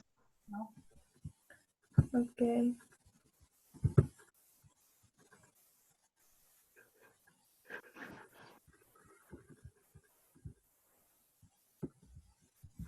We can see it now. Go ahead. Now we can see your screen. Thank you. So I was talking about the distinction between foreign language and second language. And I said foreign language means the language used outside the country. And second language is the language that plays an important role as the mother tongue. And I said that in our Moroccan context, we have French as a second language and English as a foreign language. So according to AY 2011, EFL refers to those who learn English in non-English speaking countries.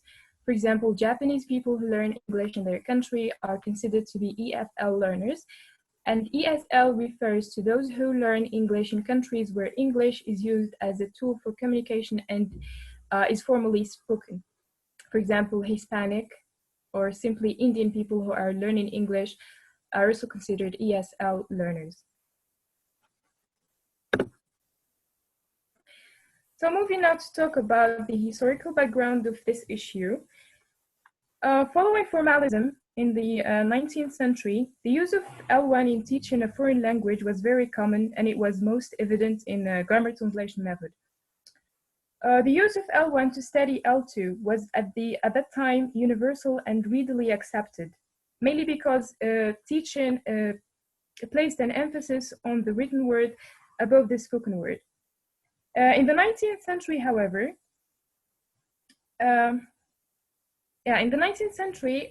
this trend slowly reversed itself towards a monolingual approach, in part due to a shift towards an emphasis on the spoken word. Moreover, with the advent of activism in the 19th century, the Berlitz method marked the shift away from the cross-lingual strategy, which allows a judicious use of learners' first language or mother tongue, towards the interlinguistic strategy, which is how with the monolingual that rejects first language use. The impact of mass migration, colonialism, and a large increase in research in the field further strengthened the monolingual in the 20th century. In other words, and according to how, can you hear my voice, I think? Yes, yes, we can hear. Go ahead, Yes, go ahead, it's okay. I have some problems with the connection, okay? So in other words, and according to Hawkes 2001, the mass migration of people to other countries, particularly from Europe to America, was important because it forced educators to refocus their lessons from smaller translation-oriented classes to bigger classes, and perhaps more importantly, from students with a common L1 to students with a mixed L1. So then no longer could teachers rely on using L1 to help them. The only way that was left to teach was to use the L2 as the medium of teaching. Now moving to talk about aspects of use, where does exactly teachers resort to use the mother tongue when teaching the target language? According to, or even though there are not many empirical studies that have examined whether or not L1 is an offensive, is an offensive or effective tool for teachers and students to have a smooth and efficient process of learning. Yet the first scientific attempt to define instances under which the L1 could fit in the EFL classes was made by Atkinson, 1987. He suggested 9 instances under which the L1 could be used in EFL classes. The first one was eliciting or evoking target language, checking comprehension, giving complex instructions to basic levels, to beginners, cooperating in group work situations. Here, of course, when students are in group work, they would most probably resort to use their L1. Explaining classroom methodology at basic levels, highlighting a recently taught item, checking sense when teaching vocabulary, explaining testing instructions during an exam, and developing circumlocution strategies. These strategies were mentioned by Professor Trimass. They are strategies that teachers and students use to describe a word or a phrase in the target language. So moving now to talk about the monolingual approach, or it is also called the English-only approach. This approach rejects completely the use of L1 in EFL classrooms. It is a policy that is built around 3 points.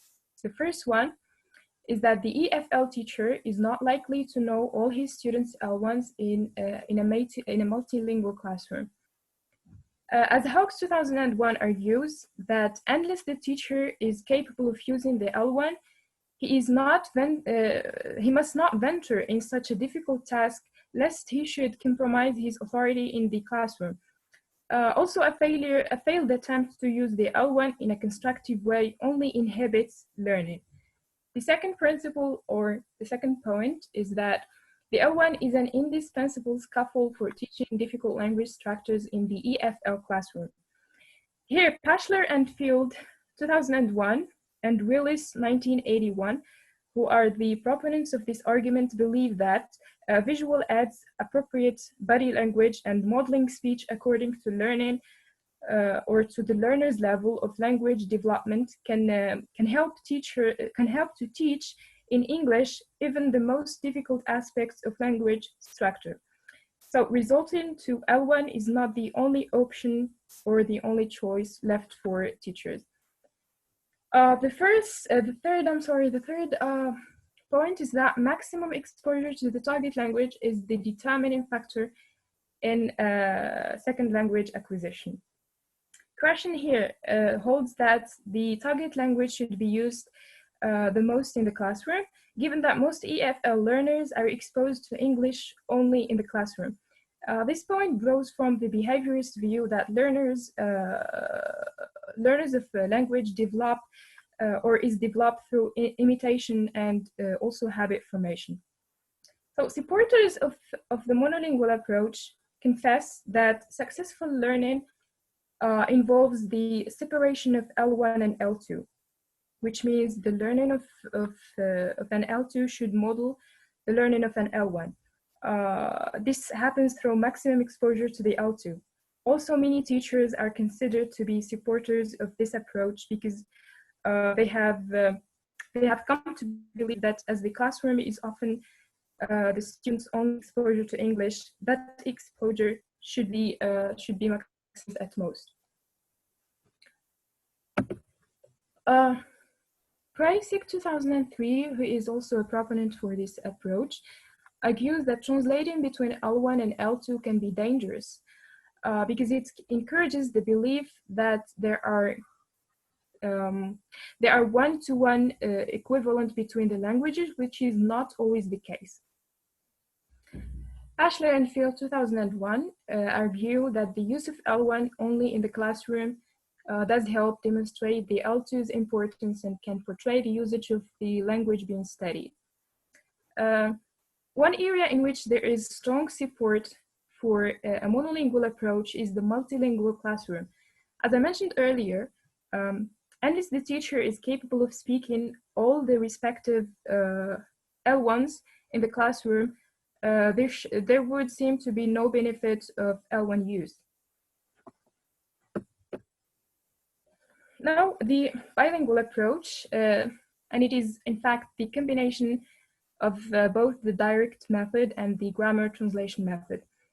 Dodson Wales was the one who developed the bilingual method of foreign language teaching as a counterpart of the audiovisual method.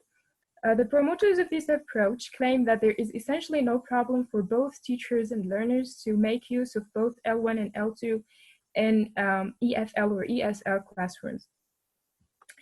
Supporters of this approach argue that there are two main reasons for the use of the learner's L1 in the EFL classroom. First, because the L1 facilitates both teaching and learning. Herbalusa 2006 argues that judicious use of the L1 can build an atmosphere of confidence and friendship in the classroom.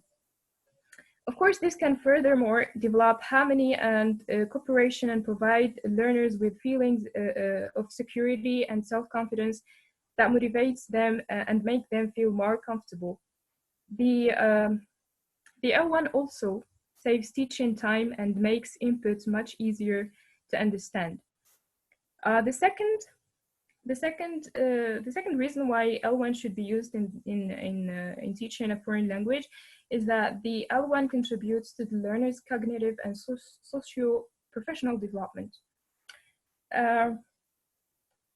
Paradowski 2000 and Kane 1994 say that at the cognitive level, the L1 prepares and stimulates the learner's brain to perceive and relate new knowledge to the prior knowledge, of course, with the aim of activating that prior knowledge. Many other experts have proven that starting with the L1 provides a sense of security and validates the learner's lived experience, allowing them to express themselves more.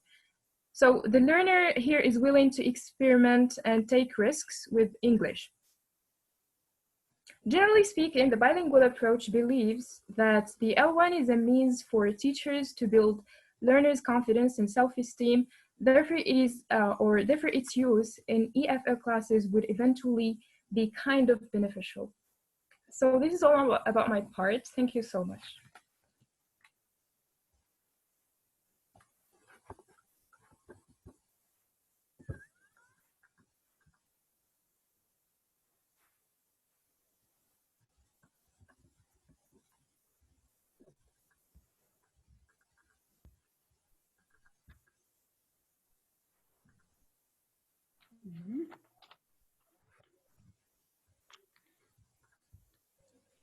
Hello, everyone. Again, can you hear me? Yes, yes, we can. Okay, so thank you very much for giving me the floor. So this is my part, basically trying to involve different characteristics of the issue of MTUs, mother tongue use.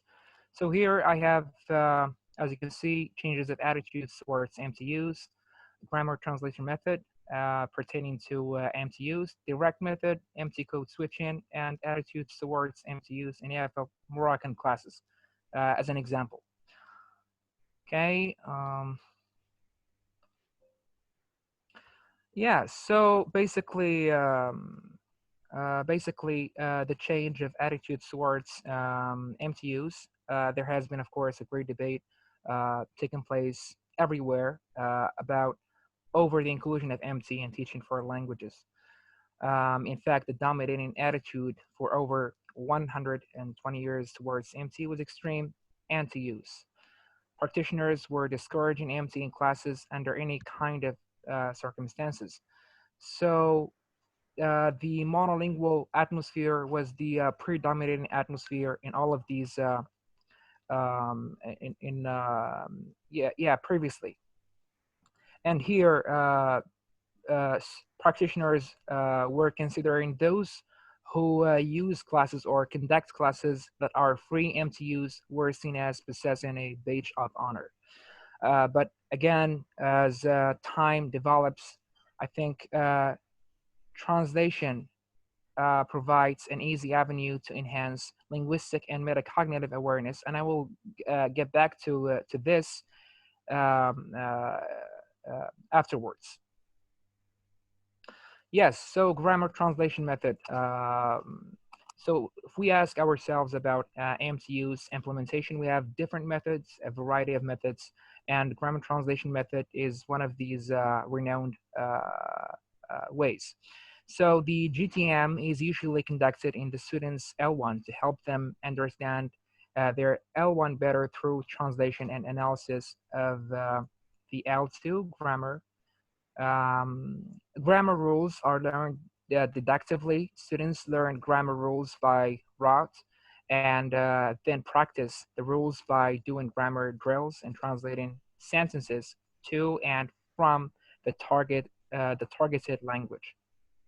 So this for grammar translation. Yes, of course, you can't really talk about MTUs without giving a reference to the direct method. If you are against or for in favor of MTUs, I think you should potentially provide an alternative for what you are going to use and adopt. Yeah, so the direct method generally refers to the teaching L2 without without going to L1 under any kind of circumstances. And you just consider the implementation, or you just consider the linguistic boundaries of L2. Yes. Yes, so interestingly enough, the direct method extremely opposes the implementation of L1, and it does encourage learners to entirely expose themselves to an environment consistent of L2 only. This was stated by Krashen. The direct method for Professor McDonald, it's not a method in itself, it is a principle. So not a teaching method, as he says, a system that operates through many methods, a way of handling the new language and of presenting to the class. It demands a direct bound, that is a direct association between word and meaning and between sentences and idea, instead of an indirect one through the mother tongue. The direct method is adopted its adoption needs a very energetic, enthusiastic, and very resourceful teacher. So it's not an easy matter to guarantee a 100% use for this method. It's not an easy one. In addition, these teachers need to have a near native accent and pronunciation. For this, the teachers need to be given opportunities to participate in pre-service and in-service training programs, which are probably absent in our case. These are some of the points for such principle of the direct method that were suggested by Jack Richards and Theodore Rogers. We have here first, classroom instruction is conducted exclusively in the target language. Second, only everyday vocabulary and sentences are taught. Oral communication skills are built up in a carefully graded progression, organized around question and answer exchanges between teachers and students in small, intense classes.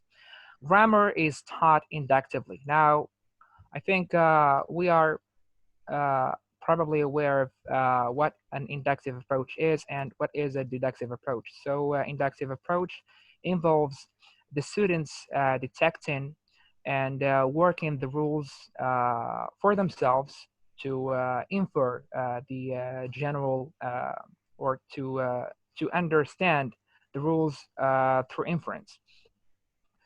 Number 5, new teaching points are introduced orally. Concrete vocabulary is taught through demonstration, objects, pictures, while abstract vocabulary is taught by association of ideas. So I think this ideas requires so much, I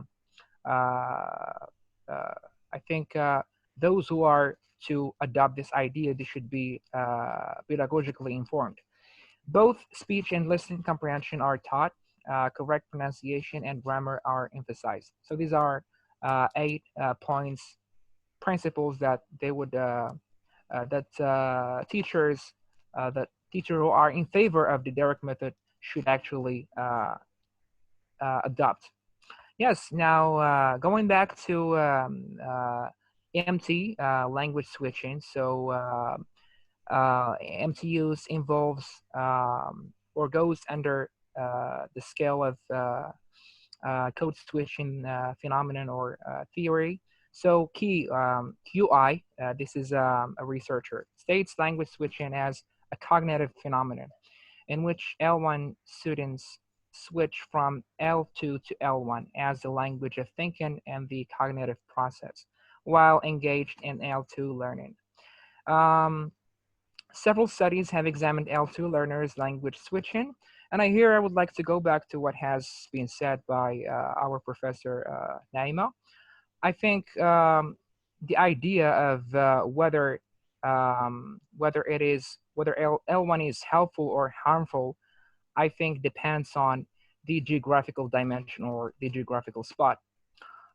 Because, for example, for this professor, I think he conducted or she conducted. I'm not really aware of their identity. So yes, so this professor conducted a study, and this study revealed that those who switched to L1 in one context were really were more proficient in terms of proficiency. They were the dominant students. So those who switched to L1 in their learning experience were more likely to be proficient. And in another study by Woodall, this professor who conducted another study, those students who switched to L2 were less likely to be proficient. So I think here the debate is related to which context are you talking about. Okay. Yes, so attitudes towards MTUs and EFL Moroccan classes. Of course, I can't really generalize a whole or one study related to one city to an entire country. But if you consider different geographical spots, for example, here I have the example of Israel and example of Japan. I think we can really consider here as Moroccan classes, the example as Moroccan classes. So here, for example, I think Professor Mohammed Zakaria Al-Ghamam, I think he is a professor of at the University of at the Faculty of Halmaraz. He carried out the same research about MTUs within the Moroccan context, in which he notably found that Moroccan teachers of English tend to use Arabic most commonly in a very limited manner in the context of teaching, mainly abstract words and vague cultural concepts. And here I would like to go back to what the intervention of my colleague, Mr. Nasser. He mentioned the word stereotype, and in this research, there is another word, altruism. I think generally we have some universal linguistic common ground. I think we have some we have some common knowledge in our linguistic expressions. For example, stereotype, altruism. These are all can be found in the target language. The other thing that I would like to speak about is the matter of translation. I think when I mentioned grammar translation method and all of these issues, the Moroccan, or at least the context in which these studies were conducted, they were limited to only abstract words and cultural concepts, but not to grammar, into translating grammar. Unlike other contexts, for example, the English Hebrew experience, they have developed over time an English curriculum for all grades, which includes and primarily focuses on L1 inclusion. And we can see, of course, that Israeli speakers are really highly proficient.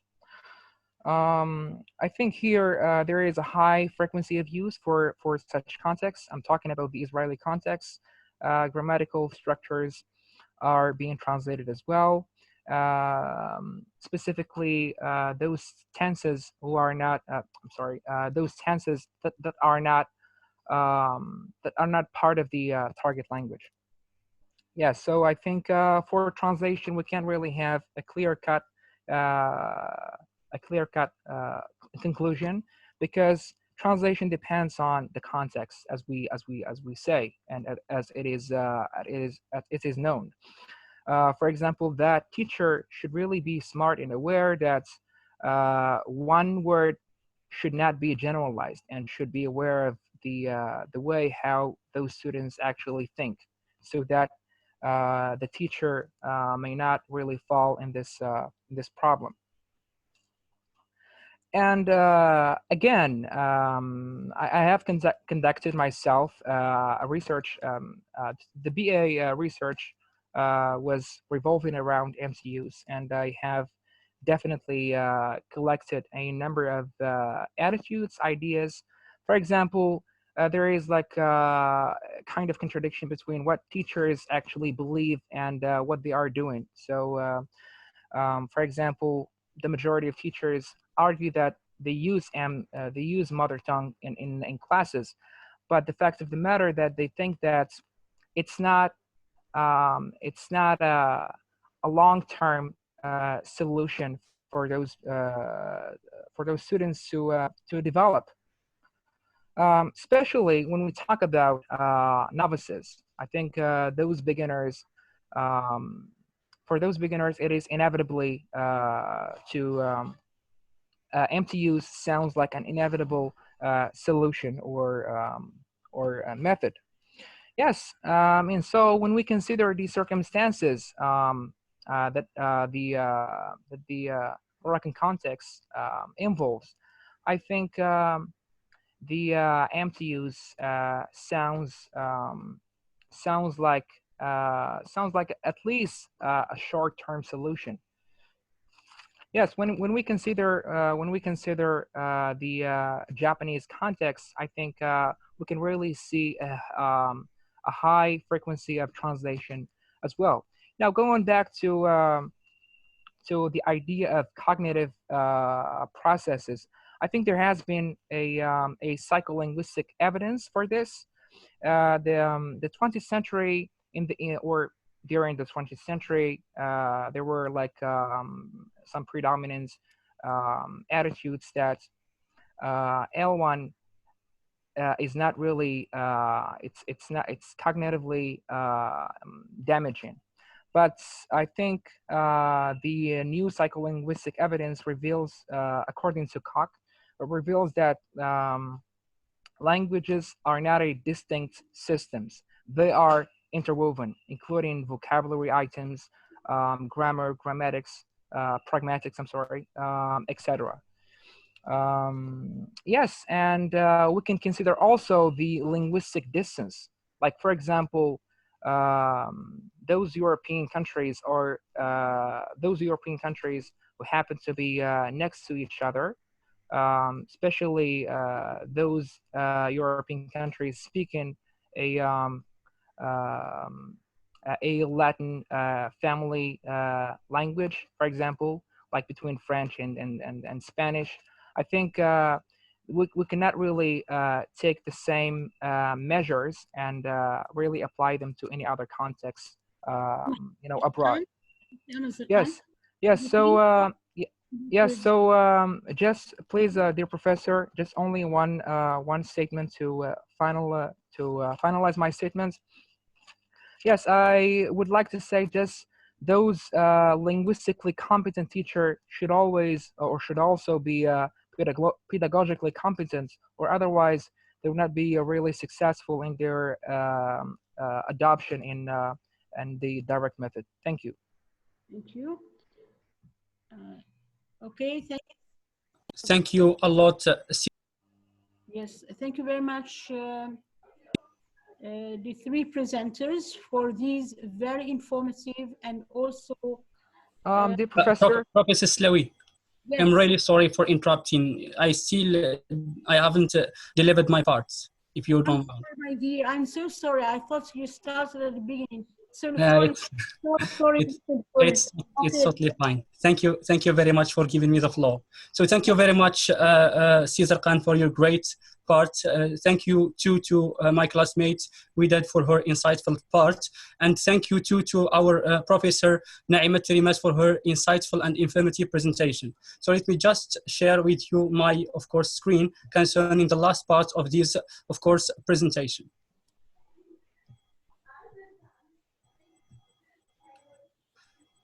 Do you see my slide? Yes, now it's okay. Good. Okay. Yeah.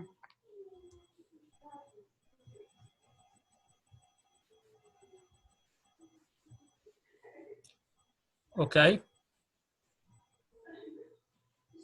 Go ahead, Mr. Okay. So I am really sorry. I would like just to move on to the very beginning.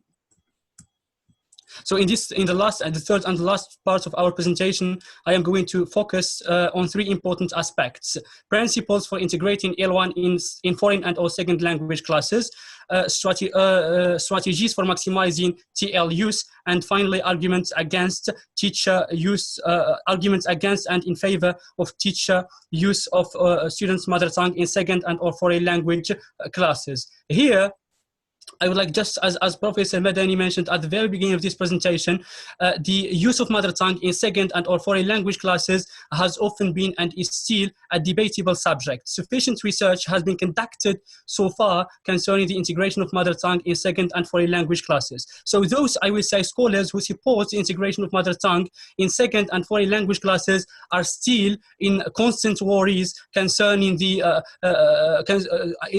integration of L1 in TL classes, stating that if we license the use of L1 in TL classes, we are going to face a serious problem concerning, of course, I will say, teachers' overuse of L1. And in this regard, I think that if we are to use mother tongue in second and foreign language classes, we have to abide by a number of principles, some of which we are going to mention today. Meaning that the use of L1 should be used under a principled way. So here, principles for integrating L1 in second and or foreign language classes. Cameron 2001 notes that we need to develop deliberate tactic.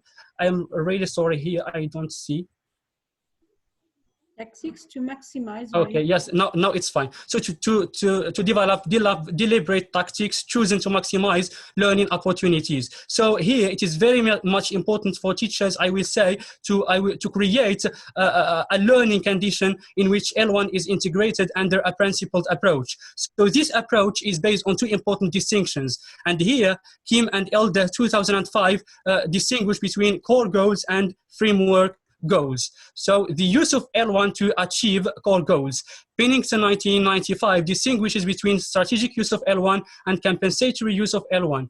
So strategic use of L1 to achieve language learning goals. And here we have three important levels. So at the presentation level, L1 can be an effective way of clarifying the meaning of words, structures, or utterances. So here, I think that the strategic instruction is, of course, or facilitates to a large extent bidirectional transfer. And when I say that bidirectional transfer, I mean the two-way interaction between the two different linguistic systems. Then we have, of course, at the practice level, Dotson in 1972 states that an important component of the bilingual method is the drill-like use of L1 to elicit equivalent target structures. Let me explain more this, of course, level. Here, I will say the equivalence here lies not only at the word level, but at the level of meaning. And this is something which is very important, by the way. Here, I will say that the meaning here, how can I put it, is implanted into the learner's cognitive system and then, of course, re-expressed into second and foreign language. And this shows to a large extent the limitations of the monolingual approach, because learners here, I will say, are exposed into complex structures. And at the production level, teachers can design some activities in which students start from situations of L1 serving as stimuli for TL use. There are, in fact, a variety of activities that students can, of course, do, some of which is translating, of course, text from L1 to TL. They can also brainstorm ideas from a particular story or text in general, and, of course, translate those, of course, text into TL. So we have just mentioned those activities or the aforementioned activities and how they are systematically used, of course, to enhance the integration of L1 in TL in a TL environment. Now, however, we are going to focus on the amplified use of L1, or also known as the ad hoc use of L1, of course, in TL classes. So the compensatory use of L1 to achieve language learning goals. As the teacher tries to explain new structures and meanings, she or he may adopt L1 in an unplanned ad hoc way to deal with communication difficulties that may arise. Notice, please, that although we have just made a distinction between the planned and the unplanned strategies, still there is no clear-cut line, or there is still no clear dividing line between, of course, the planned strategic use of L1 and the unplanned, also known as the ad hoc use of L1. Why? Simply because as the teacher knows more about his or her students' capabilities, I will say he will, of course, use the planned strategy, the unplanned strategy, or maybe he or she will look for other alternatives. Now, the use of L1 to achieve framework goals. Strategic use of L1 for affective and interpersonal support. Taking into consideration the affective aspect, there will be many situations where L1 scores higher in value. Allow me to explain more. Research has recently suggested that talking with a student about a personal matter, such as a problem, for instance, increases learning or the student's learning possibilities. So using L1 to talk with a student about, I will say, a personal issue will definitely increase the process of language learning, teaching, and learning. Then we have compensatory use of L1 as an aid to classroom management. So we have just talked about the affective factors and the great importance they have, of course, in, I will say, in enhancing and improving the students' possibilities to language learning. Now we are going to give much more importance to the pragmatic aspects. Here I will say that the teacher uses unplanned solutions for communication and classroom management problems. It is here, in fact, that we can talk about a number of, I will say, classroom events. Most importantly, for instance, routine disruptions, when the teacher says, pay attention, please. Are you following? Have you understood? Please, have you understood so far? And so on and so forth. So the focus here is on the pragmatic aspects of setting up a context for learning, including opening and closing, managing transitions between episodes, giving instructions for activities, and maintaining disciplines. Still, at the end of the day, I will simply say that the compensatory use of L1 as an aid to classroom management depends on efforts from both sides, meaning the teacher and the students, in order, of course, to develop the students' communicative competence. Now we move on to the second section of this part, which is strategies for maximizing TL use. So within the first section of this part, we have talked precisely about the importance of integrating L1 in TL classes, whether second or foreign language classes.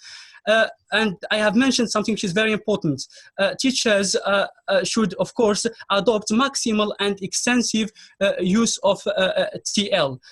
And here, in this regard, and in his groundbreaking work, Teaching Monolingual Classes, Atkinson 1993 mentions something which is very important.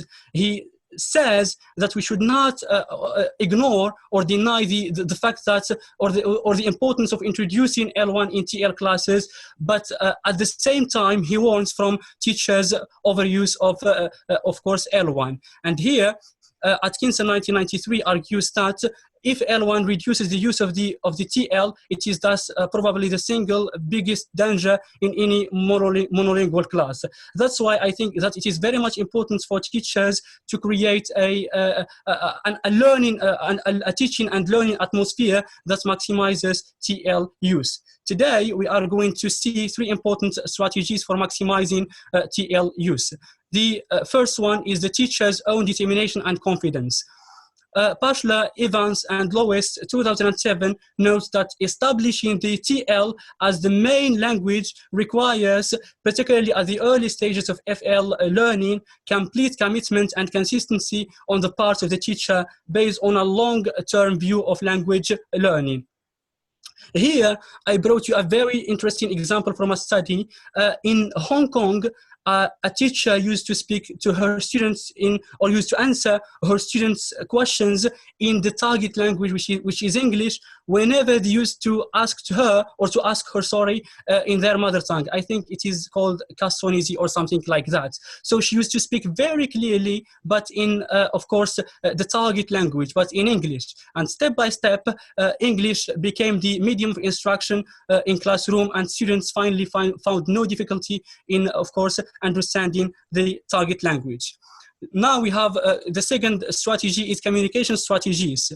I will say, in order to communicate effectively and successfully in TL, it is very much important for teachers to create, I will say, or to develop a number of communication strategies. Yes, we should not deny the fact that the nature of the task, as well as the message to be communicated, is very important. But I will say that more importantly is the role of the teacher in creating and developing a number of communication strategies. Here, Michel's 1988 study, as cited in U 2009, based on classroom observation, found that most teachers use the L1 sometimes, but those teachers who were most successful in maintaining the norm of EFL use for classroom communication also used a wide repertoire of other strategies for conveying meaning. Some strategies include repetition, substituting an item with a similar meaning, explaining in simple terms, contrasting with the items from a similar lexical set, and so on and so forth. So what is important here is that adopting such TL communication strategies, especially I will say at the very early stages of students' experience, is very important in order, I will say, to bridge the gaps that students have between L1 and TL. Now we have starting simple, and this is the last strategy we have here. There are, in fact, a number of methods, such as I will say, the direct method and the structural situational approach that make it right from the very beginning. L1 should not be integrated in TL class, whether it's a second or foreign language. Let me just put you in the center stage of what this strategy means. Sometimes the task can be very simple, but the instructions, as well as the way the teacher explains the task, make it very complex and complicated. And in view of these complications, however, the teacher may switch to L1. And here, problems may arise. That's why a very important strategy is to start simple. Is to use, I will say, very simple, I will say to use very simple lexical items, understandable lexical items, very simple, of course, grammatical structures, and why not very, of course, simple phonological aspects. And now I think we move on to the last part because we don't have much time. So the last part of our presentation, which is about arguments against the teacher, arguments against and in favor of the teacher use of students' mother tongue in foreign and or second language classes. So I will say that, again, the integration of mother tongue in second and or foreign language classes has been under great controversy since decades.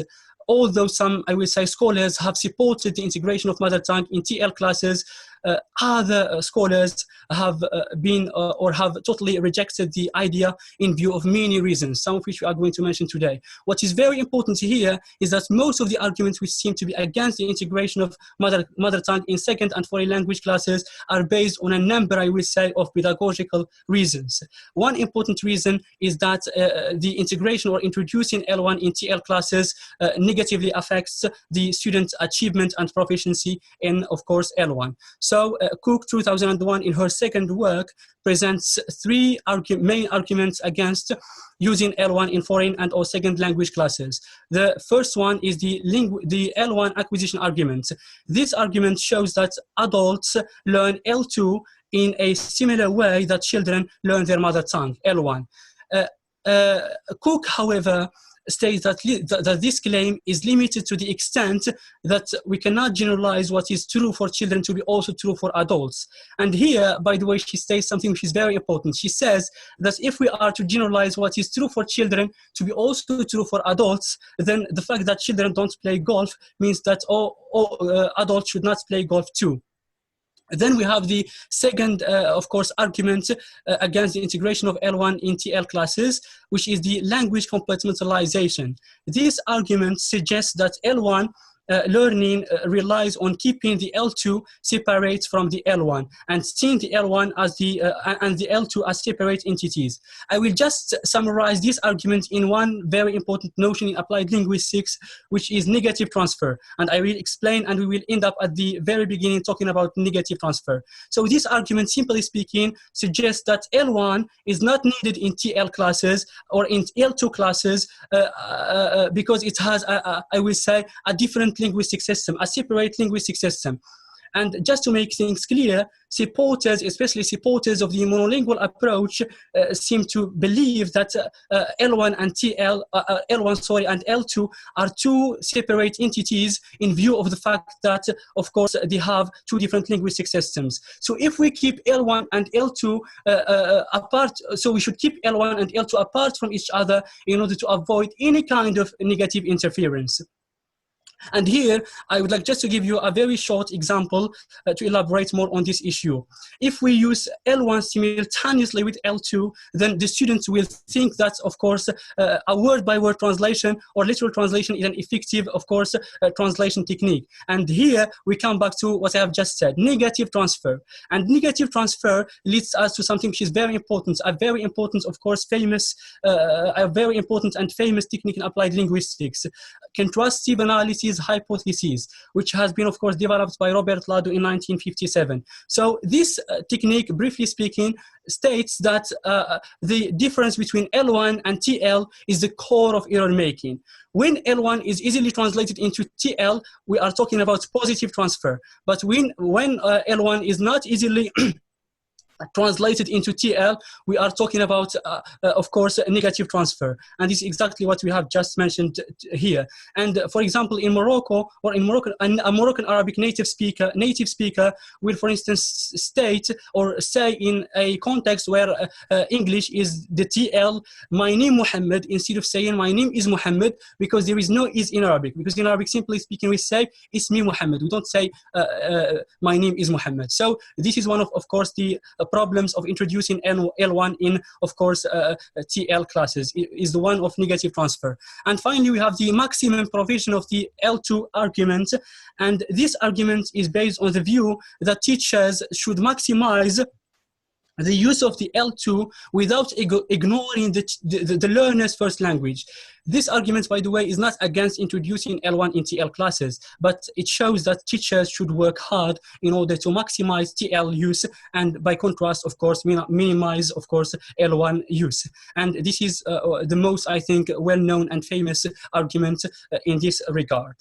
So just to make things, of course, brief concerning the limitations of introducing L1 in TL classes, I will say that there are a number of limitations, some of which you have just mentioned, but there are some other limitations. The most important limitation, I think, is negative transfer. If we use again L1 if we overuse L1 in TL classes, the students, of course, will of course shift and of course switch to their mother tongue whenever they feel that they don't understand something in the target language. And here I think that Illis 1985, and correct me if I were wrong, has been totally against the integration of course L1 in TL classes, stating that the target language, whether it is second or foreign language, should be the medium as well as the object of instruction in TL classes. And Illis, I think, has even called for teachers to maximize TL use even outside the classrooms, calling for teachers, I will say, to maximize, or to, I will say, to adopt a number of extensive reading programs outside the classroom in order to maximize TL use. So now arguments in favor of teacher use of students' mother tongue in foreign and second language classes. So we have just talked about a number of... Mr. Bukuri, please. Yeah, yes, Professor. Yes. Yes, dear Professor Slawi. Try to squeeze this section and to summarize it, please. Okay, I will summarize it maybe in 3 words. Yes. Okay, thank you very much. I know we don't have time. Yes. Okay, so I think that until now, or all the studies we have discussed so far have called for maximizing TL use, and of course, by contrast, minimizing, L1 use in TL classrooms. So here I have 3 important, of course, or 4 important arguments in favor of teacher use of students' mother tongue in foreign and or second language classes. So I will just say that there are a number of course, studies that of course support the integration of L1 classes, and I will leave you with the work cited in the bibliography section at the end of this PowerPoint presentation for further investigation, because we don't have here much time. I will just conclude. I will say, all in all, the integration of mother tongue in second and or foreign language classes is still in constant controversy. In general terms, although some scholars have supported the integration of mother tongue in second and or foreign language classes, maximizing and extending or maximizing TL, of course, TL use has often been, of course, recommended and called for. So, and I will personally say that integrating L1 in, of course, TL classrooms is not a harm, as long as, of course, teachers maximize TL use. So this is, of course, the bibliography for your further reading and investigation. There are, in fact, a number of readings in this regard. So thank you very much for your time and attention. Okay, thank you very much, Mr. Bukuri, Mr. Azarkan, Naima, for all the efforts you made to make this presentation very exhaustive and explanatory and comprehensive. I probably give the floor to Professor KARFA if he wants to make some addition or some comments or whatever on the student's presentation before we open the floor for the discussion. So Professor KARFA, the floor is... Thank you, Professor Slawi. I would like Professor Naima to interact with my students, of course, and of course other colleagues and students. I would like to congratulate Hamza and Azarkan and Kuri for their presentations.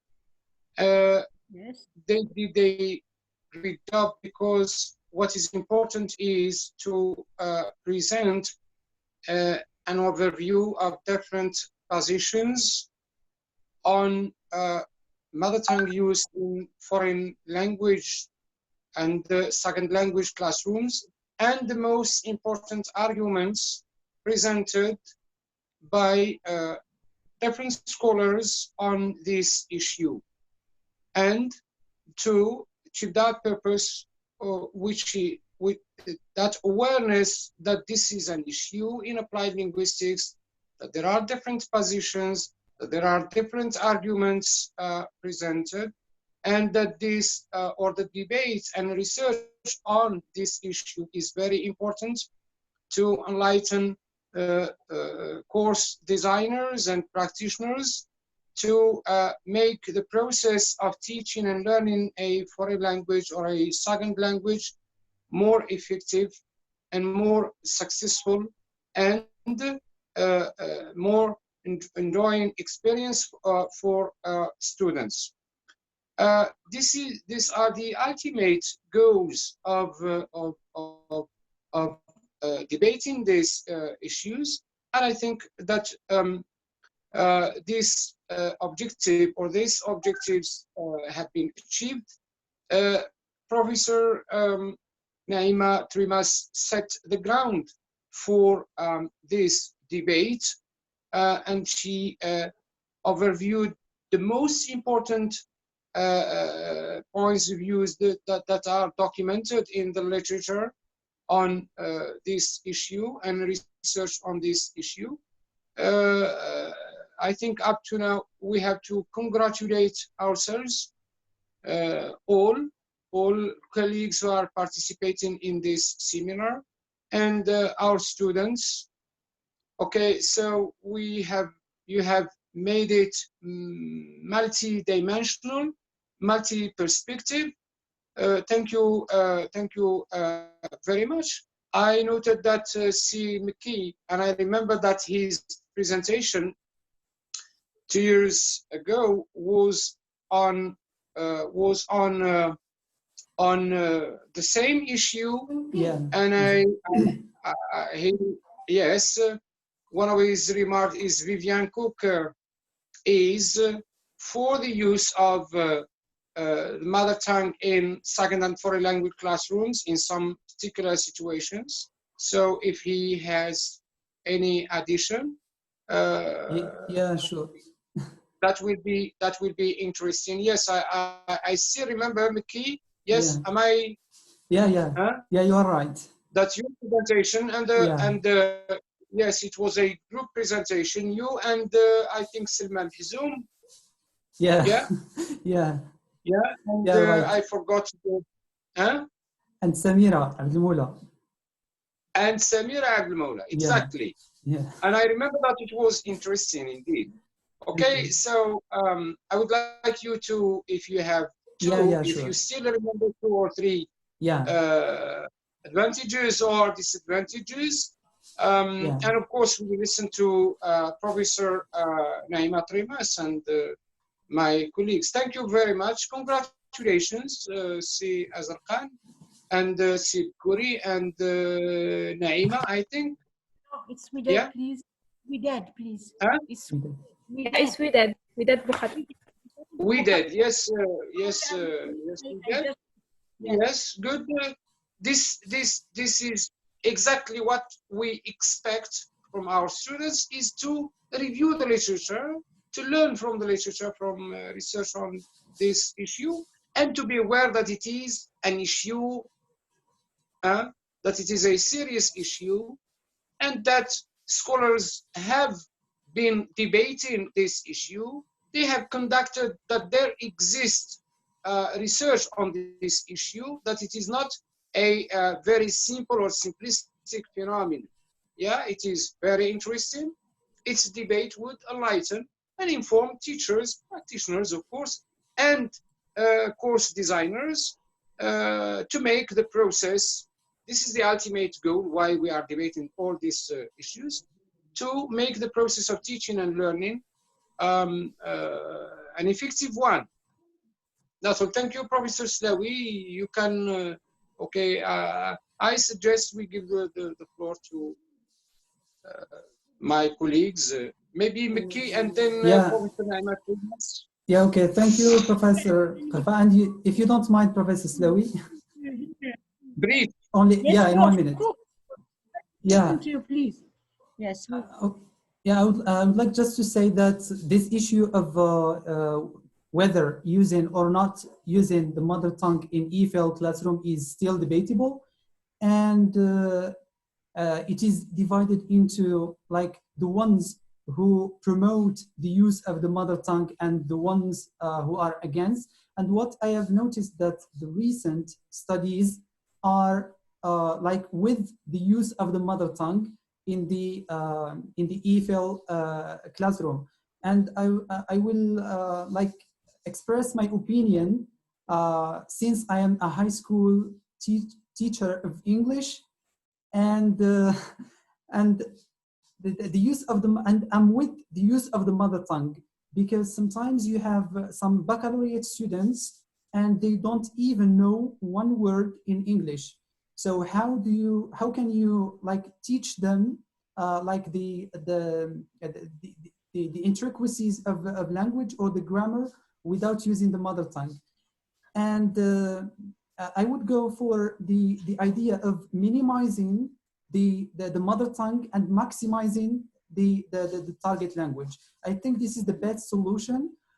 But I have a question, a simple question to Professor Trimass. I have some friends who study in some European universities, mainly in Spain and Italy, and they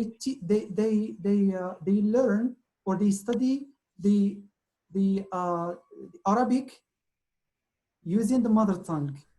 I mean, using Italian or Spanish in the universities.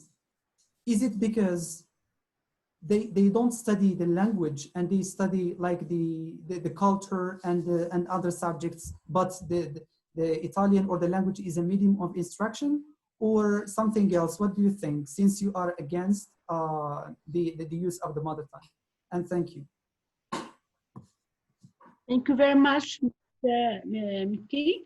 We give the floor, Abderrahim, to Professor Naima Trimass to react on the students' presentations and to give them her feedback. Okay, thank you very much, Professor.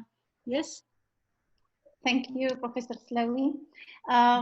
Concerning the presentations, very good job done by the students in trying to provide very comprehensive and exhaustive background for the issue, starting from or including teaching, including the theories for and against, or the debates for and against the others, and also the teaching methods that use or are again for or against using the target language. I just have some points that I'd like to share with everyone. Now, when we read research, and this is something that I said in the presentation, and I would like to repeat it here, we should always check in the methodology section where this research is conducted. Most research that provides arguments for the use of L1 is not conducted in foreign language contexts. Many studies today are conducted in America, teaching English to speakers of Spanish, the immigrants and minority members and so on. This is not like Morocco, because when you teach, when you use the L1 in the classroom, you are establishing a rapport and affective factors that you are taking these affective factors into consideration. But the students, when they are outside the classroom, they are exposed to the target language, so there is no harm here. Now, the objective, as I said, always ask yourself, what is the objective of using the L1? And here, this is very important. Now, and also something that was mentioned by Professor Sandy before, we are talking here, and I would like this to be clear for everyone, about language classes, not content classes. Content classes are different. Language classes, which means the objective is to develop the students' linguistic competence, regardless of the content. We are not talking about the content. And this is why most of the examples that are given here are for high school and middle school, but not for the university, because I think it goes without saying that at the university, even at the university, there is always a difference between language classes and the content classes. So I think that if you're teaching theories of applied linguistics, you might use the L1 to refer to certain things that are shared between languages and so on. But if you're teaching grammar, for example, I don't think that you can do that only if you are, unless you are giving an example and so on. So I think that the objective all the time should be kept in mind. Now, concerning the question about the constraints, and by the way, everyone who uses, and when we say overuses the learner's L1 to explain target language items or to teach the target language, they always blame it on the learner's low level, they are low achievers and so on. Now, if this is, so the question is, are we helping them, or are we teaching for the test? Or are we just doing something that, what is our job here? Is it to cover? Because of course I know that this is one of the constraints that we have, the difference between coverage and understanding. I have certain number of units I need to cover, and this is something that was mentioned before, the limited number of hours and so on. But again, is it justifiable that I lower my level to the level of the students, or I try to raise their level, to give them that challenge? So if I just give them everything in an easy way, and it's not helpful, so what's my message to them? You can't deal with the target language. You don't have what it takes. So I'm going to teach you in any way, and then I'll provide you with the equivalent in the L1. But maybe if I challenge them a little bit, they will make more efforts and they will try to raise their level to the level of the others, instead of the high achievers and the teacher lowering their level to them. And concerning the last question about teaching Arabic, I think that here, and this is something again that was mentioned in by one of the presenters, by the students. Please, when you check again research, or when you refer to Arabic, make sure you know the difference between Moroccan Arabic and modern standard Arabic or classical Arabic. Classical Arabic, modern standard Arabic is not an L1. So we are not talking about this. And it's not an L1, and it's not the mother tongue of anyone today. When talking about L1, we are talking about Moroccan Arabic. So these Italian students, are they studying classical Arabic? Then they are studying content, maybe.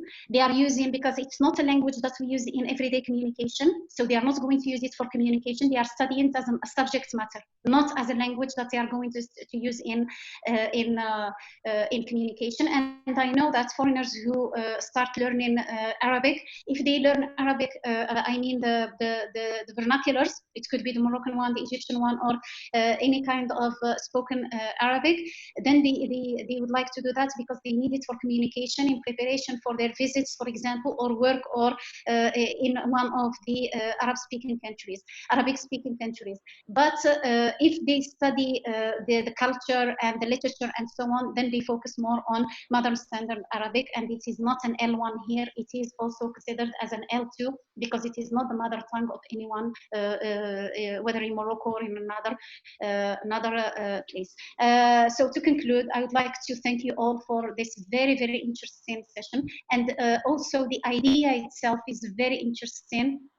In these difficult times, it's good to see that you managed to include your students and different colleagues with different perspectives, and this is very, I think, very, very interesting. So congratulations, Abderrahim, congratulations, Professor Slawi, and all your colleagues and faculty members and everyone who has contributed to this.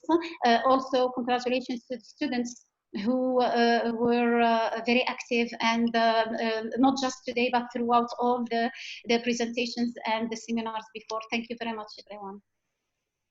Professor Naima, I have a small question for you. How would you react? How would you react to the example given by Simki about the student who is in the baccalaureate and who does not know a word in English? How would you react to such? I'm sorry, I didn't hear the example. So Ms. Simki gave he justifies the use of the mother tongue in classes by, for example, the level of some students who do not know English well. And he gave here the example of students in the baccalaureate who does not manage to speak English well. I think that I partially answered that question, but I'm going to say something that maybe will not make teachers happy. The question is, those second year baccalaureate students, they had teachers in previous years.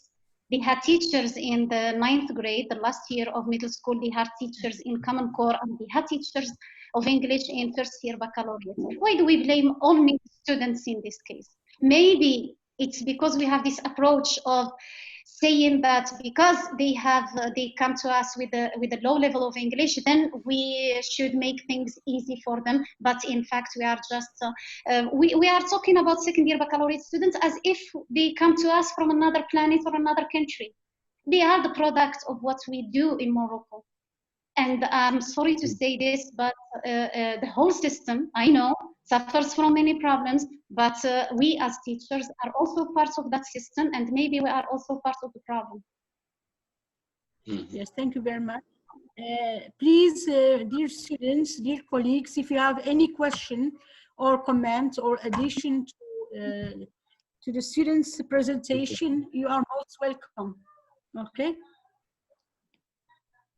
Professor Slawi, I would like just to add something, if you don't mind. Yes, yes, Corey. Yeah, I came across yesterday an article in which it showed a study by Kim 2008, and here a very interesting study. So Kim's 2008 study has shown that sometimes we shouldn't introduce L1, and this can be very effective. And she has shown that of course sometimes introducing students to tasks that those students are very familiar with, but in the target language, can be a very effective strategy without even minimizing or maximizing, or without even minimizing the use of L1. So we should avoid the use the L1 use, and at the same time we can introduce students to some kind of tasks that those students are very familiar with, and this can be very effective and efficient. Thank you very much, Mr. Bukuri, for such addition. And please, if we have any other questions to Mr. Bukuri, Mr. Azarkan, and Widad Bukhasim, they will be happy to answer your questions.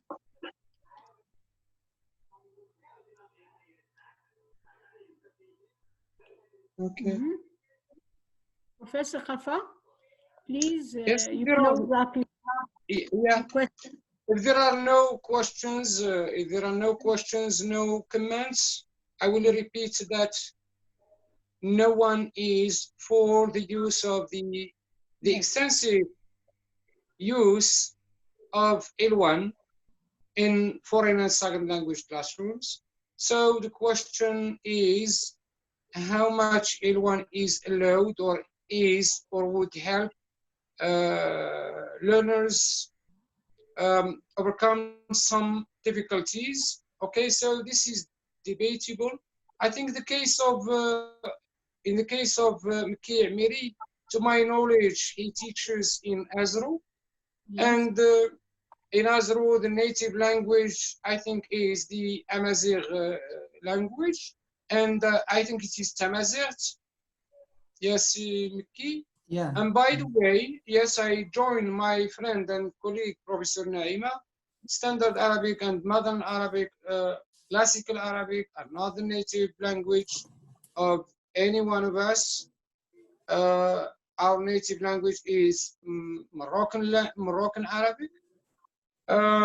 So the goals of this seminar on this issue have been achieved. Different arguments, different perspectives, different positions have been presented. This is the ultimate purpose of today's seminar. Thanks to our colleague and friend, once again, Professor Naima, and our There's students we did, and Kuri, and who is Kuri? Because my memory is a bit tired. Yeah. Okay. So, and thanks to the encouragement and the engagement of our colleagues who have been joining us during the 9 seminars. So today's seminar is number 9. Thank you very much, Professor Naima. And because I haven't seen the list, some colleagues have joined us from Agadir, others from different universities. Okay, sometimes we are not familiar with the names. Thank you all. And of course from the Department of English Darmeres and from the Department of English of Sayis, it's the same. Okay, so we belong to the same community, regional community, either from Agadir or Rabat or Abdelmalik Saadi or Meknes or whatever. We belong to the same community, and we are working together here and there for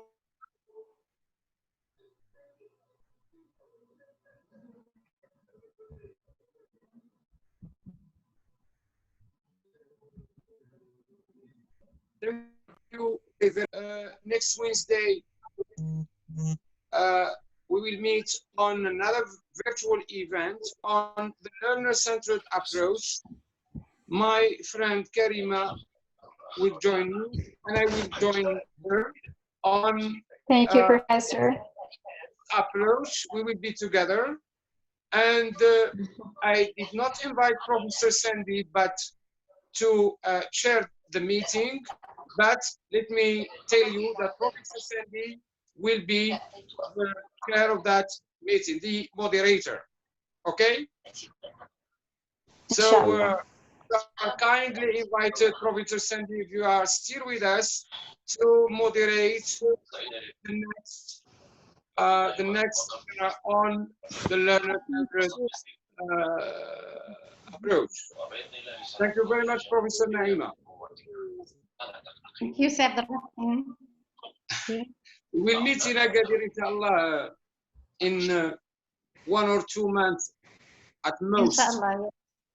Yes, inshallah. Professor, the floor is yours to close up. Thank you very much, Professor KARFA. Thank you very much, our dear colleague and guest speaker, Naima Trimass, for this pertinent presentation and enlighten our ideas about lots of issues related to the mother tongue in the language. We thank you, all our students, for all the efforts they made in order to give this excellent presentation. I would also like to thank our colleagues who have been with us from the very beginning of this series of webinars and who enriched this discussion. And thank you to Simki for taking in charge of all the technical issues related to this webinar. And we see you, inshallah, on Wednesday. Okay, thank you very much and goodbye. Thank you. Bye-bye. Bye-bye. Bye, everyone. Bye, Bye everyone. Goodbye. Good night. Bye-bye. Mickey. Thank you for all. See you on Wednesday. شكرا جزيلا سي عبد الرحيم سيدي سلاوي تبارك الله عليكم سي مكي سيدي تريماس السلام عليكم. Thank you very much, We will have, apart from the seminars, we may have 2 or 3 big events, and we will invite all our colleagues, particularly those who are in cultural studies and culture and literature. There are شكرا سي عبد الرحيم. Inshallah, very, very, very important events, and we will take part of it, inshallah.